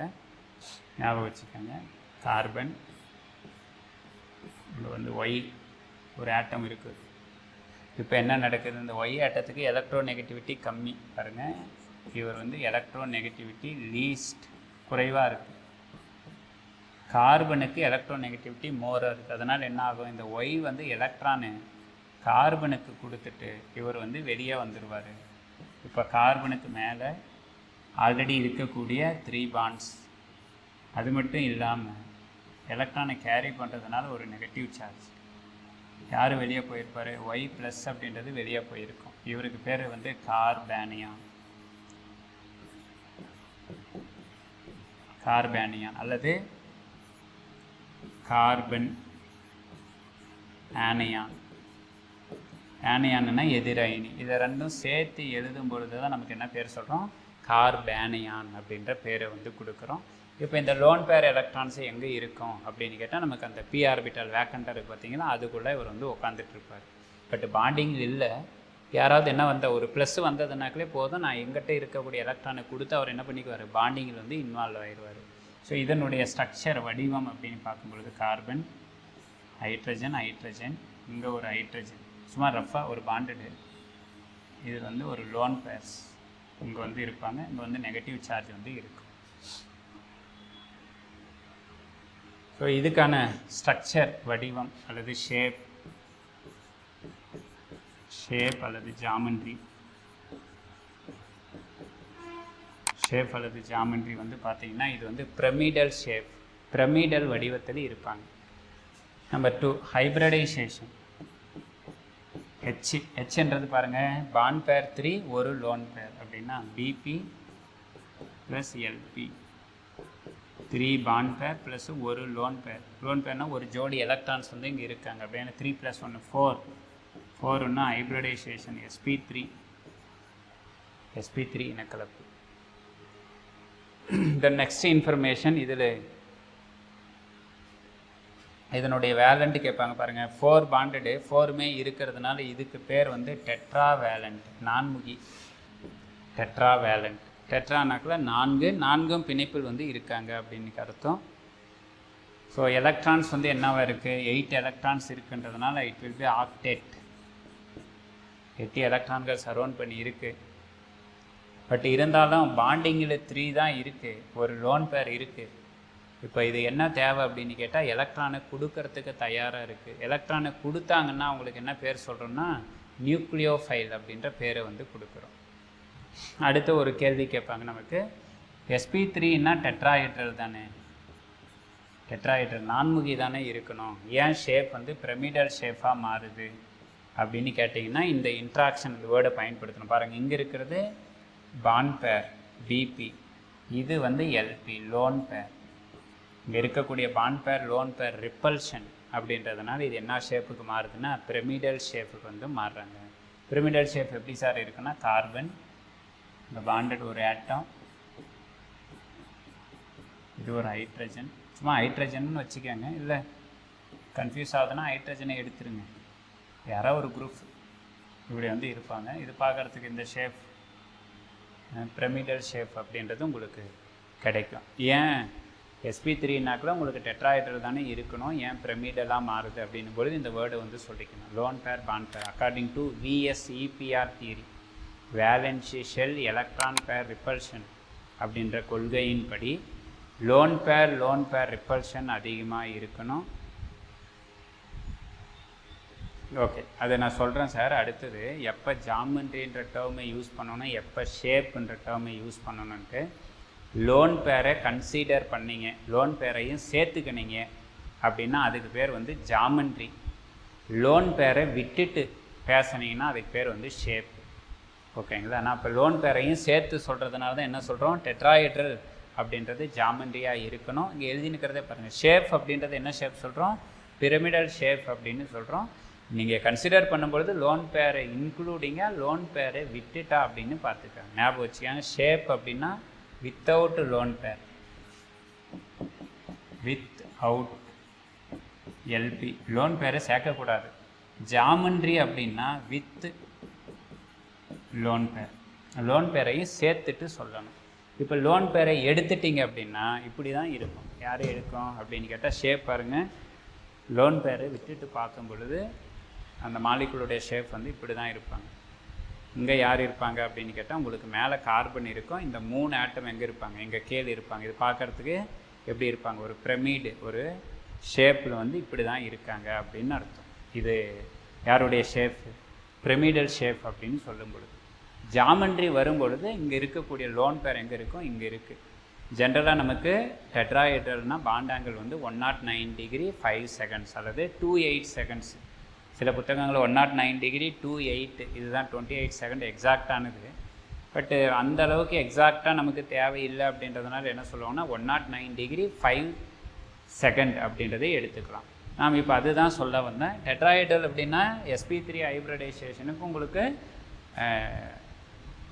109 டிகிரி 109 டிகிரி அப்படின்றது இருக்கணும். ஆனால் இங்கே 109 டிகிரி இல்லாமல் என்ன ஆகுனாக்கல வேல்யூ வந்து உங்களுக்கு அதிகமாகுது. ஏன் அதிகமாகுது அப்படின்றதுக்கு தான் இந்த ரீசனை சொல்கிறோம். இதை பற்றிய இன்னும் டீட்டெயிலான தகவல் நம்ம எங்கே பேசிக்குவோம் அப்படின்னு கேட்டால் VSEPR தியரி சொல்கிறப்ப அந்த ரிப்பல்ஷன்லாம் பேசணும். லோன் பேருக்கு மோல் ரிப்பல்ஷன், LPக்கு தான் மோர் ரிப்பல்ஷன். இவர் இல்லாதப்போ தான் LPBP, இவர் இல்லாதப்போ BP. இப்போ நமக்கு இங்கே பாண்ட் பேர் இருந்தாலும் அவங்களுடைய ரிப்பல்ஷனை விட எது டாமினேட் பண்ணுதுன்னா இந்த லோன் பேர் வந்து ரிப்பல்ஷன் வந்து மோர் டாமினேட்டாக இருக்காங்க. அதனால தான் அதனுடைய ஷேப் வந்து என்ன பண்ணுது, மாறுது. என்னவா மாறுது அப்படின்னு கேட்டால் பிரமிடல் அப்படின்ற ஷேஃபா டெட்ராஹெட்ரல் அப்படின்றதா இருந்திருக்கணும், பிரமிடல் அப்படின்றதா மாறுது அப்படின்ற பேரை வந்து கொடுக்குறோம். தென் அதுக்கு அடுத்தபடியாக பேச வேண்டியது இவங்களுக்கான ஸ்டெபிலிட்டி, நிலைப்புத்தன்மை, ஸ்டெபிலிட்டி ஆர்டர். இது கார்போகேட்டையானுக்கு அப்படியே ஆப்போசிட்டாக இருப்பாங்க. Stability order. எந்த கார்பேனியான், பிரைமரி மோர் ஸ்டேபிள், தென் செகண்டரி, தென் டெர்ஷரி. இது வந்து ஜென்ரல் ட்ரெண்டு. பொதுவான வரிசை கேட்டாங்கன்னா பிரைமரி, செகண்டரி, டெர்ஷரி, இது மோர் ஸ்டேபிள். ஸோ இதனுடைய ஸ்டெபிலிட்டி எதை டிபெண்ட் பண்ணியிருக்குன்னா ஞாபகம் வச்சுக்கோங்க, ஸ்டெபிலிட்டி டிபெண்ட்ஸ் ஆன் அப்பான் கார்பேனியானுடைய நிலைப்புத்தன்மை எதை பொறுத்து இருக்குது அப்படின்னா நம்ம ஏற்கனவே கார்போகேட்டையானுக்குடைய ஸ்டெபிலிட்டி ஆர்டர் எதை பேசணுமோ அத்தனையுமே டிபெண்ட் பண்ணியிருக்கு. நம்பர் 1 இண்டக்டிவ் எஃபெக்ட் அல்லது ஐ எஃபெக்ட்.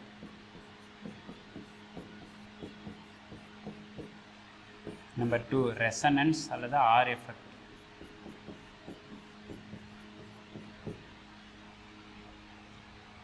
இதெல்லாம் பழைய புத்தகங்களும் உங்களுக்கு ரெசனன்ஸ் எஃபெக்ட் அப்படின்னு இருந்தது. இப்போ வர புத்தகங்கள் என்ன பேர் கொடுக்குறாங்கன்னா மீசோமெரிக் எஃபெக்ட் அப்படின்ற பேரை பயன்படுத்துகிறாங்க. அதில் எம் எஃபெக்ட், இதையும் ஞாபகம் வச்சுக்கோங்க.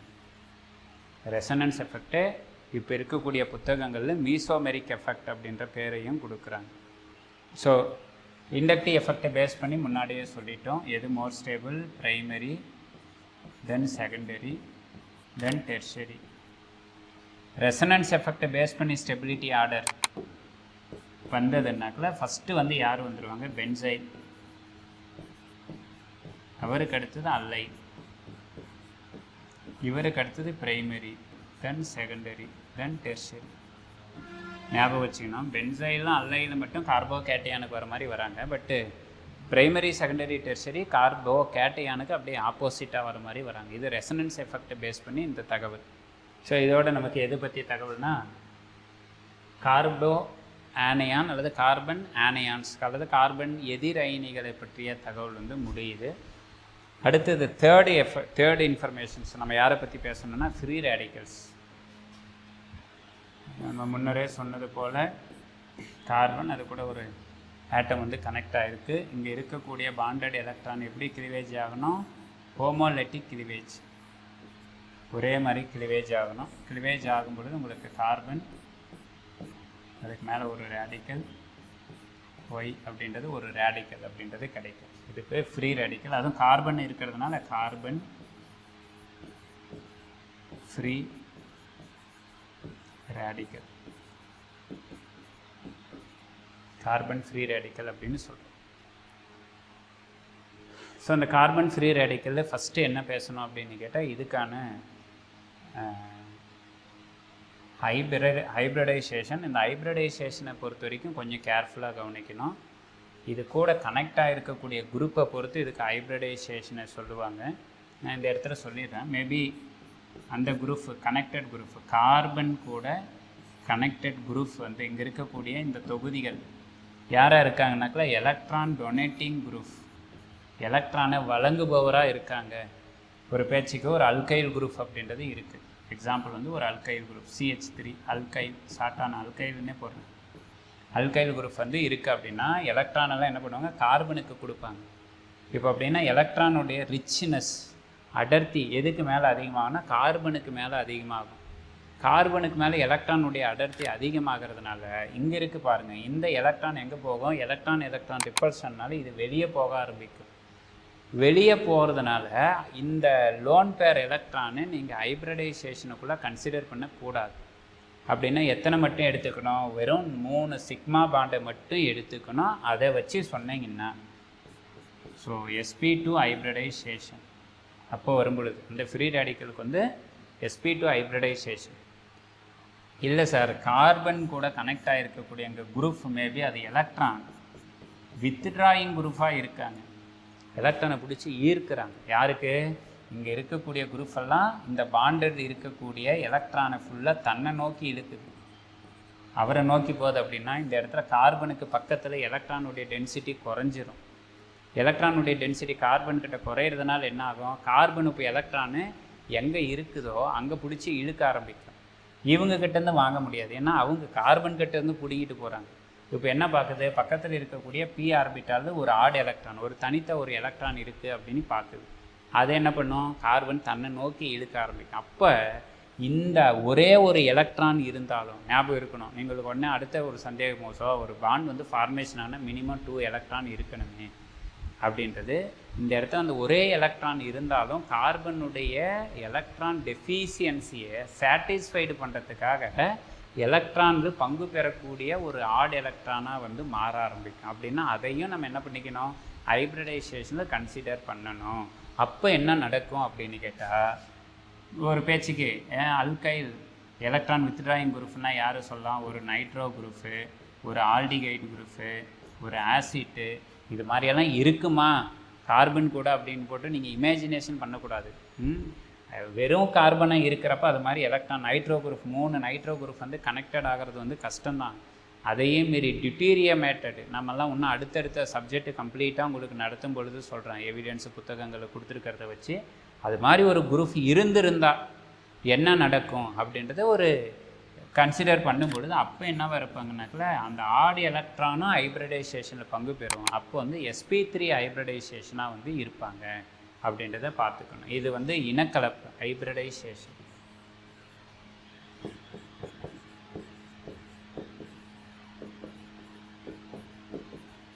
இனக்கலப்பு ஜென்ரல் பொதுவானது அப்படின்னா நீங்கள் இவர் தான் பொதுவானதுன்னா sp2 அப்படின்றத பார்த்து வச்சுக்கோங்க. அடுத்தது நமக்கு இவங்களுடைய ஷேப் நம்ம முன்னரே கார்போகேட்டையானுக்கு பார்த்த மாதிரி என்ன பேர், பிளேனார் ஷேப், பிளேனார் வடிவம். இந்த கார்பன் ஃப்ரீ ரேடிக்கல் இதில் பார்த்தீங்கன்னா இந்த பாண்டட் ஆட்டம் வந்து 3 தான் இருக்குன்றதுனால it is called trivalent. Trivalent அப்படின்னு சொல்கிறோம். எப்போ இதுலேருந்து ஆட் எலக்ட்ரான் ஸ்பீசிஸ் 7 எலக்ட்ரான் பாருங்கள், 2 4 6 1 7 ஆட் எலக்ட்ரான் இருக்கோ அப்போ இது வந்து மேக்னெட்டிக் நேச்சர். மேக்னெட்டிக் நேச்சர் இது ரொம்ப முக்கியமான ஒன்று. இந்த பகுதி இது ஆட் எலக்ட்ரான் இருந்தாங்கன்னா அது வந்து பாராமேக்னெட்டிக், பாராகாந்த தன்மை. இது காம்படேட்டிவ் எக்ஸாமில் நமக்கு கொஷின்ஸில் ரிப்பீட்டேஷன் பண்ணுற ஒரு இடங்க. ஸோ ஃப்ரீ ரேடிக்கல்ஸ் எல்லாமே என்ன காந்தத்தன்மை. இவ்வளோ நேரம் பேசினா கார்போ கேட்டையானாக இருந்தாலும் சரி, அங்கே வந்து 6 எலக்ட்ரான் எல்லாமே பேர்டாக இருக்குது.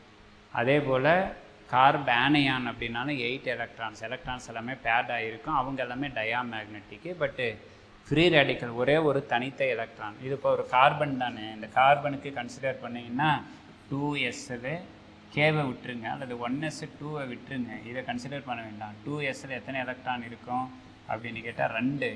2pல எத்தனை எலக்ட்ரான் இருக்குன்னாக்கல 5. எஸ்ஸில் பாருங்கள் பாண்டட் ஆகிருக்கும் பொழுது 2 எலக்ட்ரானும் பேர் ஆயிருச்சு. p ஆர்பிட்டால் 3, இங்கே 2 எலக்ட்ரான், இங்கே 2 எலக்ட்ரான், இங்கே 2, மொத்தம் 6 எலக்ட்ரான். இந்த 6மே பாண்டடு பாருங்கள். இது 2, இங்கே 2, இங்கே 2 ஃபுல்லாகவே பாண்டடு. பட் இதில் 1 எலக்ட்ரான் இருக்கும். இந்த 1 எலக்ட்ரான்ஸ் இருக்கிறதுனால தான் அதனுடைய மேக்னெட்டிக் நேச்சர் என்ன பேர் சொல்கிறோம், பாராமேக்னெட்டிக். அது வந்து தனித்த எலக்ட்ரானாக இருக்கும். யாராவது இன்னொரு ரேடிக்கல் அவங்க கூட வந்தாங்கன்னா அப்போ என்ன நடக்கும், பேரிங் வந்து ஆக்கி sp3 மாறிக்கும்.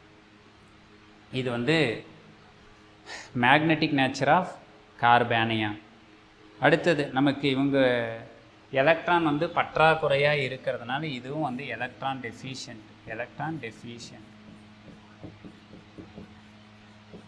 டெஃபிஷியன்ட் ஸ்பீசிஸ் அப்படின்றத பார்த்து வச்சுக்கோங்க. அதுக்கு அடுத்தபடியாக ஸ்டெபிலிட்டி ஆஃப் ஃப்ரீ ரேடிக்கலுடைய நிலைப்புத்தன்மை கேட்டிங்கன்னா similar like carbocation. First general trend tertiary, secondary, primary, then methyl free radical. நம்ம முன்னாடி சொன்ன அந்த எஃபெக்டெல்லாம் பேஸ் பண்ணி பேசினீங்கன்னா உங்களுக்கு benzyl, then allyl, then tertiary, secondary, primary, then methyl. இவரோட லீஸ்ட் வந்து வினைல் அப்படின்னு சொல்லிக்கணும். அடுத்தது இந்த ஸ்டெபிலிட்டி ஆஃப் ஃப்ரீ ரேடிக்கல் வந்து டிபெண்ட்ஸ் ஆன் எதை பொறுத்து இருக்குது. எதை பொறுத்து இருக்குன்னா நம்ம முன்னரே பேசின ஐ effect, inductive effect, number 2 resonance, then hyperconjugation,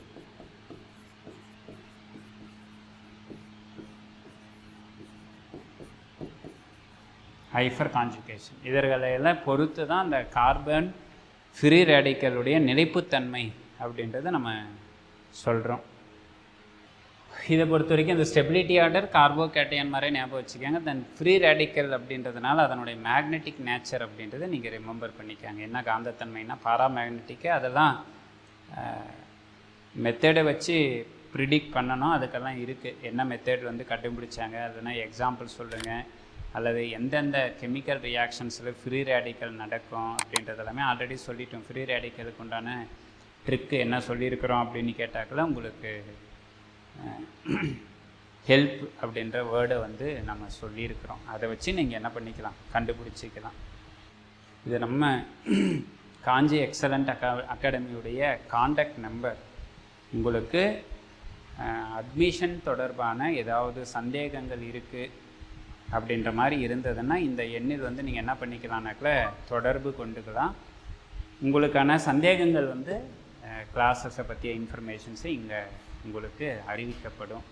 so நம்ம ஏற்கனவே புதன்கிழமை ஸ்டார்ட் பண்ணோம். புதன்கிழமை நம்ம திட்டமிட்டபடி புதன், வியாழன், இன்று வெள்ளி 3 நாட்கள் உங்களுக்கு இன்ஆர்கானிக் ரிலேட்டடாகவும், ஃபிசிக்கல் கெமிஸ்ட்ரி ரிலேட்டடாகவும், சிலபஸ் ஓரியன்டாகவும், இன்றைக்கி ஆர்கானிக் கெமிஸ்ட்ரி ரிலேட்டடாகவும் நம்மளுடைய கிளாஸஸ் எப்படி இருக்குது, நம்ம பாடங்கள் எப்படி நடத்த போகிறோம் அப்படின்றதுக்கான இன்ஃபர்மேஷன்ஸ் வந்து உங்களுக்கு கொடுக்கப்பட்டிருக்கு. பாடங்கள் நடத்தி காட்டப்பட்டிருக்கு. ஸோ எனக்கு தெரிஞ்சு டிஎன்பிஎஸ்சிக்கு நிறைய டெமோ கிளாஸஸ் போடுவாங்க. டிஆர்பிக்குன்னு டெமோ கிளாஸஸ் நம்ம காஞ்சி எக்ஸலண்ட்டில் மட்டும்தான் ஃபஸ்ட்டு டைமாக நம்ம போட்டிருக்கிறோம். போன பேட்சும் அப்படி தான் போட்டோம், இந்த பேட்சும் அப்படி தான் போட்டோம். போன பேட்ச் 5 நாட்கள் டெமோ கிளாஸ் நடந்தது. இந்த பேட்சுக்கு 3 நாட்கள் தான். காலம் வந்து ரொம்ப கம்மியாக இருக்குது. ஆல்மோஸ்ட் இன்றைக்கி டேட்டு 24 நெருங்கிட்டோம். இன்னொரு 9 நாட்களில் நமக்கான பட்ஜெட் கூட்டத்தொடர் வந்து நடக்க போகுது. நமக்கான பட்ஜெட் வந்து அறிவிக்க போகிறாங்க. நம்ம குரூப்பில் கூட ஷேர் பண்ணிகிட்டு இருந்தோம். இவ்வளவு காலி பணியிடங்கள் டீச்சர்ஸுக்கு வந்து இருக்குது. அதுக்கான அறிவிப்பாணைகள் வந்து நம்ம எதிர்பார்க்கலாம். குறிப்பாக யார் டெட்டு தேர்வில் தேர்ச்சி பெற்றவங்களுக்கு அறிவிப்பாணைகள் வந்து நம்ம எதிர்பார்க்கலாம். ஏற்கனவே 2 டெட் எக்ஸாம் வந்து முடிஞ்சது. இப்போ நடந்த சிறப்பு தேர்வுக்கான டெட்டுக்கு வந்து கோர்ட்டு சில வழிமுறைகளை வந்து சொல்லியிருக்காங்க. அந்த வழிமுறைகளை ஃபாலோ பண்ணி நமக்கு ரிசல்ட் வந்து பப்ளிஷ் பண்ணுவாங்க. ரிசல்ட்டெல்லாம் வெயிட் பண்ணுறதுக்கு வாய்ப்பு கம்மி. ஏன்னா ஆன்சர் கீ வரைக்கும் விட்டாச்சு. அதனால் அதை பற்றிய தகவல்கள் வந்து இருக்கும். திங்கட்கிழமை முதல் உங்களுக்கான ரெகுலர் வகுப்புகள் வந்து நடக்கும். அதுக்கு முன்னாடி ஒரு சில தகவல்கள் வந்து நம்ம பூபதி சார் வந்து உங்களுக்கு சொல்லுவார். எல்லோருக்கும் வணக்கம். இன்றைக்கி சாருடைய கிளாஸ் இப்போ தான் நுழைஞ்சேன். ஹைப்ரிடைசேஷன் எடுத்தார். இனக்கலப்பு அப்படின்ற டாபிக் எடுத்திருந்தார். ஒரு சின்ன குழந்தைங்களுக்கு கூட புரியும் வகையில் தான் இருந்தது. ஏன்னா நான் பார்த்ததில் எனக்கே புரிஞ்சுதுன்னா பார்த்துக்குங்களேன். நான்லாம் 10வது ஃபெயில் ஆனேன், ஆனால் டிஎன்பிசியில் ஒரு 7 எக்ஸாம் பாஸ் பண்ணியிருக்கிறேன், அது வேறு விஷயம். ஆனால் ஆரம்பத்தில் எனக்கு அந்தளவுக்கு பெரிய படிப்பில் பெரிய நாட்டம் இல்லை, அந்தளவுக்கு அறிவாளியும் இல்லை. ஆனால் அதுக்கப்புறம் போட்டித் தேர்வுன்னு வரும் பொழுது ஒரு டிகிரியை முடிச்சிட்டு பின்னாடி கட்டாயம் ஒரு அரசு பணி வாங்க வேண்டும் என்ற ஒரு கட்டாயத்தின் அடிப்படையில் டிஎன்பிசி சிலபஸ் என்ன அப்படின்னு பார்த்து அதுக்கான மெட்டீரியலை கலெக்ட் பண்ணி இதில் கட்டாயம் தேர்ச்சி பெற்றே ஆகணும். தேர்ச்சி பெற்றால் தான் நம்மளுடைய அடுத்த கட்டம் நம்மளுடைய பொருளாதாரத்தை வந்து நிலைநிறுத்த முடியும், இந்த சமூகத்தில் எனக்குன்ற ஒரு அடையாளத்தை ஏற்படுத்திக்க முடியும் அப்படின்ற ஒரு உந்துதலை மனசுக்குள்ளே வாங்கிக்கின்னு அந்த சிலபஸ்க்குரிய மெட்டீரியலை கலெக்ட் பண்ணி அதுக்கு தகுந்த மாதிரி கொஷின் பேப்பர்லாம் வாங்கி கலெக்ட் பண்ணி அதே வேலையாக தொடர்ச்சியாக ஒரு 4 ஆண்டு காலம் வந்து இதில் போட்டித் தேர்வில் ட்ராவல் பண்ணதுனால தான் தொடர்ச்சியாக ஒரு 7 எக்ஸாமை என்னால் தேர்ச்சி அடைய முடிஞ்சது. 7 எக்ஸாமிலும் நான் என்ன பணிக்கு போகணும் என்பதை அரசாங்கம் முடிவு பண்ணலை, நானாக முடிவு பண்ணி இந்த துறை வேணும் என்பதை எடுக்கக்கூடிய அளவுக்கு என்னை நான் மாற்றிக்கிட்டேன். அதுக்கான காரணம் என்ன அப்படின்னா தொடர் முயற்சி தான் காரணம். நீங்கள் உங்களுக்கு தொடர் முயற்சி இல்லைன்னா எந்த ஃபீல்டுலையுமே வெற்றி பெற முடியாது. உங்களுக்கு கூட இதன் வழியாக நான் சொல்லக்கூடிய தகவல் என்னன்னு பார்த்தீங்கன்னா, இதுக்கு முன்னே நீங்கள் என்ன படிச்சிங்க அப்படின்றத விட இனிமேல் நீங்கள் எப்படி படிக்க போகிறீங்க அப்படின்னு தான் ரொம்ப பிரதானமான ஒரு நோக்கம் இது. அப்போது நீங்கள் உள்ள ஒரு முறை என்ட்ரு ஆகிட்டாவே காஞ்சி எக்ஸலன்ட்ல கட்டாயமாக அது உங்களுக்கு தேர்ச்சி தான் என்பதை பல நேரங்களில் பல வகுப்புகளில் பல தேர்வுகளுக்கு நாங்கள் உறுதிப்படுத்தியிருக்கிறோம். ஒரு பேட்ச் நம்ம முடிச்சிருக்கிறோம், முடிக்கும் தருவாயில் இருக்கோம். இந்த பேட்சில் அசோகன் சார் வந்து ரொம்ப சிறப்பாக எடுத்திருந்தாங்க. SP2 SP3 இதெல்லாம் எதோ சொன்னாங்க, காதில் நானும் இப்போ தான் கேட்டேன்.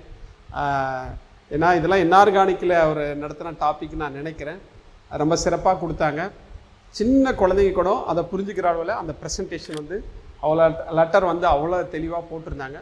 இதெல்லாம் ஒட்டுமொத்தமாக வச்சு பார்க்குறப்போ தமிழ்நாட்டில் நானும் பல்வேறு ஆசிரியர்களை நான் பார்த்துருக்குறேன். ஒவ்வொருத்தருக்கும் ஒவ்வொரு விதமான டேலண்ட் இருக்கும், அதில் மாற்று கருத்து இல்லை. ஒருத்தருக்கு இங்கிலீஷ் மட்டும்தான் முழுக்க முழுக்க வரும், ஒருத்தருக்கு தமிழ் மட்டும்தான் முழுக்க முழுக்க வரும். தமிழும் ஆங்கிலமும் கலந்து நடத்தக்கூடிய பெரும்பான்மையான ஆசிரியர்களை பார்ப்பது அரிது தான். ஏன்னா ஒரு சில ஆசிரியர்கள் வந்து பிஜிக்கு எடுப்பாங்க, அவங்களுக்கு தமிழே வராது. இதே கெமிஸ்ட்ரியை வந்து ஆங்கிலத்தில் மட்டுமே நடத்திட்டு போவாங்க, ஆங்கிலத்தில் தான் நோட்ஸ் கிடைக்கும். ஒரு சிலர் வந்து தமிழில் மட்டும் நடத்துவாங்க, தமிழில் நோட்ஸ் கிடைக்கிறது பெரும்பான்மையான அளவுக்கு. ஆனால் இப்போ ஒரு பேட்ச் வந்து ரொம்ப நிறைவாக முடிச்சிருக்கிறதுனால எங்களுக்கு அந்த தமிழில் கிடைக்கக்கூடிய நோட்ஸுக்கு எங்களுக்கு ஒன்றும் பெரிய சிரமம் இல்லை, ஆங்கிலத்திலும் கிடைக்கக்கூடிய நோட்ஸுக்கு பெரிய சிரமம் இல்லை. நீங்கள் அட்மிஷன் போட்டிங்கன்னா ஃபஸ்ட்டு ஒரு 5 யூனிட்டுக்கு நாங்கள் மெட்டீரியல் அனுப்பிடுவோம். 10 யூனிட்டு எங்கள் கிட்ட தயாராக தான் இருக்குது, ஆனால் 10 யூனிட்டுக்கும் நாங்கள் அனுப்பலை. ஏன் அப்படின்னா பல்வேறு மாவட்டங்களில் இந்த யூஜி டிஆர்பி கெமிஸ்ட்ரிக்காக எவ்வளோ ஃபீஸை டிசைட் பண்ணியிருக்காங்க, அவங்களுடைய தரங்கள் எவ்வளவு, ஏற்கனவே அவங்க என்ன ரிசல்ட் கொடுத்துருக்காங்க அப்படின்னு ஒரு ஆய்வு பண்ணியிருக்கோம். எல்லாருமே நிறைய பேர் வந்து ஒரு 25,000 கட்டிட்டெல்லாம் கூட இன்னும் மெட்டீரியல் வாங்காமல் முழிச்சிட்ருக்காங்க, நான் பார்த்துருக்குறேன். சில பேர் வந்து இன்னும் வகுப்புகளே நிறைவடையாமல் இருக்குது. ஆனால் நம்ம ஸ்டார்டிங்கில் வெறும் 15,000 தான் வச்சோம், அதுவும் 2 இன்ஸ்டால்மெண்ட்டாக கொடுத்தோம். 10+5 அப்படின்ற இன்ஸ்டால்மெண்ட்டை கொடுத்தோம். அதையுமே சில பேர் வந்து இல்லை 10 மட்டும் தான் என்னால் கட்ட முடியும் நிறைய பேர் கேட்டாங்க, அவங்களுக்கான வாய்ப்புகள் நம்ம கொடுக்கல. இப்போ வந்து நம்ம என்ன பண்ணியிருக்கிறோம் அப்படின்னா, கால்ஃபர் வரல, கால்ஃபர் வந்த பின்னாடி இன்னும் கொஞ்சம் விறுவிறுப்பாகும் இந்த வகுப்புகளை. அதனால் வகுப்புகள் விறுவிறுப்பாகும், இன்னும் கூடுதலாக சார் வந்து எடுப்பாங்க. உங்களை எக்ஸாம் ஹாலில் கொண்டு போய் உட்கார வைக்கும் வரை எங்களுடைய தொடர்பு உங்களோடு தொடர்ச்சியாக இருக்கும், எல்லா நாளும் தொடர்ச்சியாக இருக்கும். நீங்கள் எங்கள் கிட்ட படித்தவங்க கிட்ட கேட்டு பாருங்கள், இல்லைனா இப்போ கூட படித்தவங்க இந்த ஆன்லைனில் சில பேர் இருக்கிறாங்க. நீங்களும் அட்மிஷன் போட்ட பின்னாடி அந்த குரூப்பில் சேர்த்துருவோம். பேச்சு ஒன்று செயல் ஒன்றா தான் மற்றவங்க கிட்ட இருக்கோம், அப்படி இல்லை எங்களுடைய செயலாக தான் நாங்கள் பேச்சியாக இங்கே பேசுகிறோம். நம்ம காஞ்சி எக்ஸலன்ட் டிஎன்பிசி பயிற்சி மையத்தில் எல்லா ஆசிரியர்களும் பெரும்பான்மை அப்படி தான். நம்ம அசோகன் சாருக்குன்று ஒரு தனிப்பட்ட திறமை இருக்குது, அவருக்குன்னு ஒரு குவாலிட்டி இருக்குது, அவருடைய நோட்ஸ் அதுக்குன்னு ஒரு மதிப்பீடு இருக்குது. அவர் தினந்தோறும் அந்த 6 மணினா 6 மணி ஃபங்க்ஷாலிட்டி. நிறைய இடங்களில் அடிக்கடி லீவ் விடுவாங்க, அந்த மாதிரிலாம் நாங்கள் லீவ் விடவே மாட்டோம். பழைய மாணவர்கள் இருப்பாங்க, அவங்களுக்கு தெரியும். கரெக்டாக சொன்ன நேரத்துக்கு நேர்த்தியாக கொடுக்கப்பட்ட தலைப்புகளை இந்த 2 மணி நேரத்தில் என்ன உங்களுக்கு வந்து கொடுக்கணுமோ அதை ரொம்ப எளிமையாக புரிகிற மாதிரி அந்த அளவுக்கு ஒரு பொட்டன்சியலாகவும் கொடுப்பா. அப்படி உங்களுக்கு அந்த அளவுக்கு சிறப்பாக கொடுக்கக்கூடியது. இதெல்லாம் உள்ளடக்கி நம்ம ஒரு ஃபீஸுக்கு வந்து முடிவு பண்ணியிருக்கிறோம். லாஸ்ட் டைம் வந்து 15,000 வச்சோம். நிச்சயமாக அந்த அளவுக்கு வைக்கக்கூடாது, கொஞ்சம் கூடுதலாக வைக்கணும் அப்படின்ற மாதிரி முடிவு பண்ணோம். அதன் அடிப்படையில் தமிழகம் முழுவதும் உள்ள பெரும்பான்மையான ஆசிரியர்கள் வச்சுருக்கக்கூடிய ஃபீஸை ஒப்பிட்டு பார்க்குறப்போ அவங்க அளவுக்கெல்லாம் வைக்க வேணாம். சில பேர் 30,000 வாங்கியிருக்குங்க, சில பேர் நிறைய பேர் 25,000 வாங்கியிருக்கிறாங்க. அந்த அளவுக்கு நம்ம வைக்கக்கூடாதுன்னு ஒரு முடிவு பண்ணி இறுதியாக என்ன நம்ம முடிவு பண்ணியிருக்கோம் அப்படின்னு பார்த்தீங்கன்னா, நம்ம இன்ஸ்டியூட்டில் 20,000 இந்த பேட்சுக்கு நம்ம வச்சுருக்கிறது 20,000. இந்த 20,000 நீங்கள் 2 தவணையாக கட்டிக்கலாம். சிரமமாக இருக்கும். அது எப்படி கட்டிக்கலாம்னா 10+10 அப்படின்ற வகையில் நீங்கள் 2 தவணையாக கட்டிக்கலாம். 10+10 ஃபஸ்ட்டு ஒரு அட்மிஷன் ஆகிறப்போ ஒரு 10 கட்டிக்கலாம். இந்த 10 கட்டுறப்போ 5 யூனிட்டுக்கான நாம் நோட்ஸை அனுப்பிடுவோம். இதை முடிச்சுட்டு நம்ம அடுத்த 5 யூனிட் கொடுத்துருவோம். ஆனால் அந்த ஃபீஸ் கட்டுறதுக்கான காலம் வந்து 1 மாத காலம்தான், 1 மந்த்து.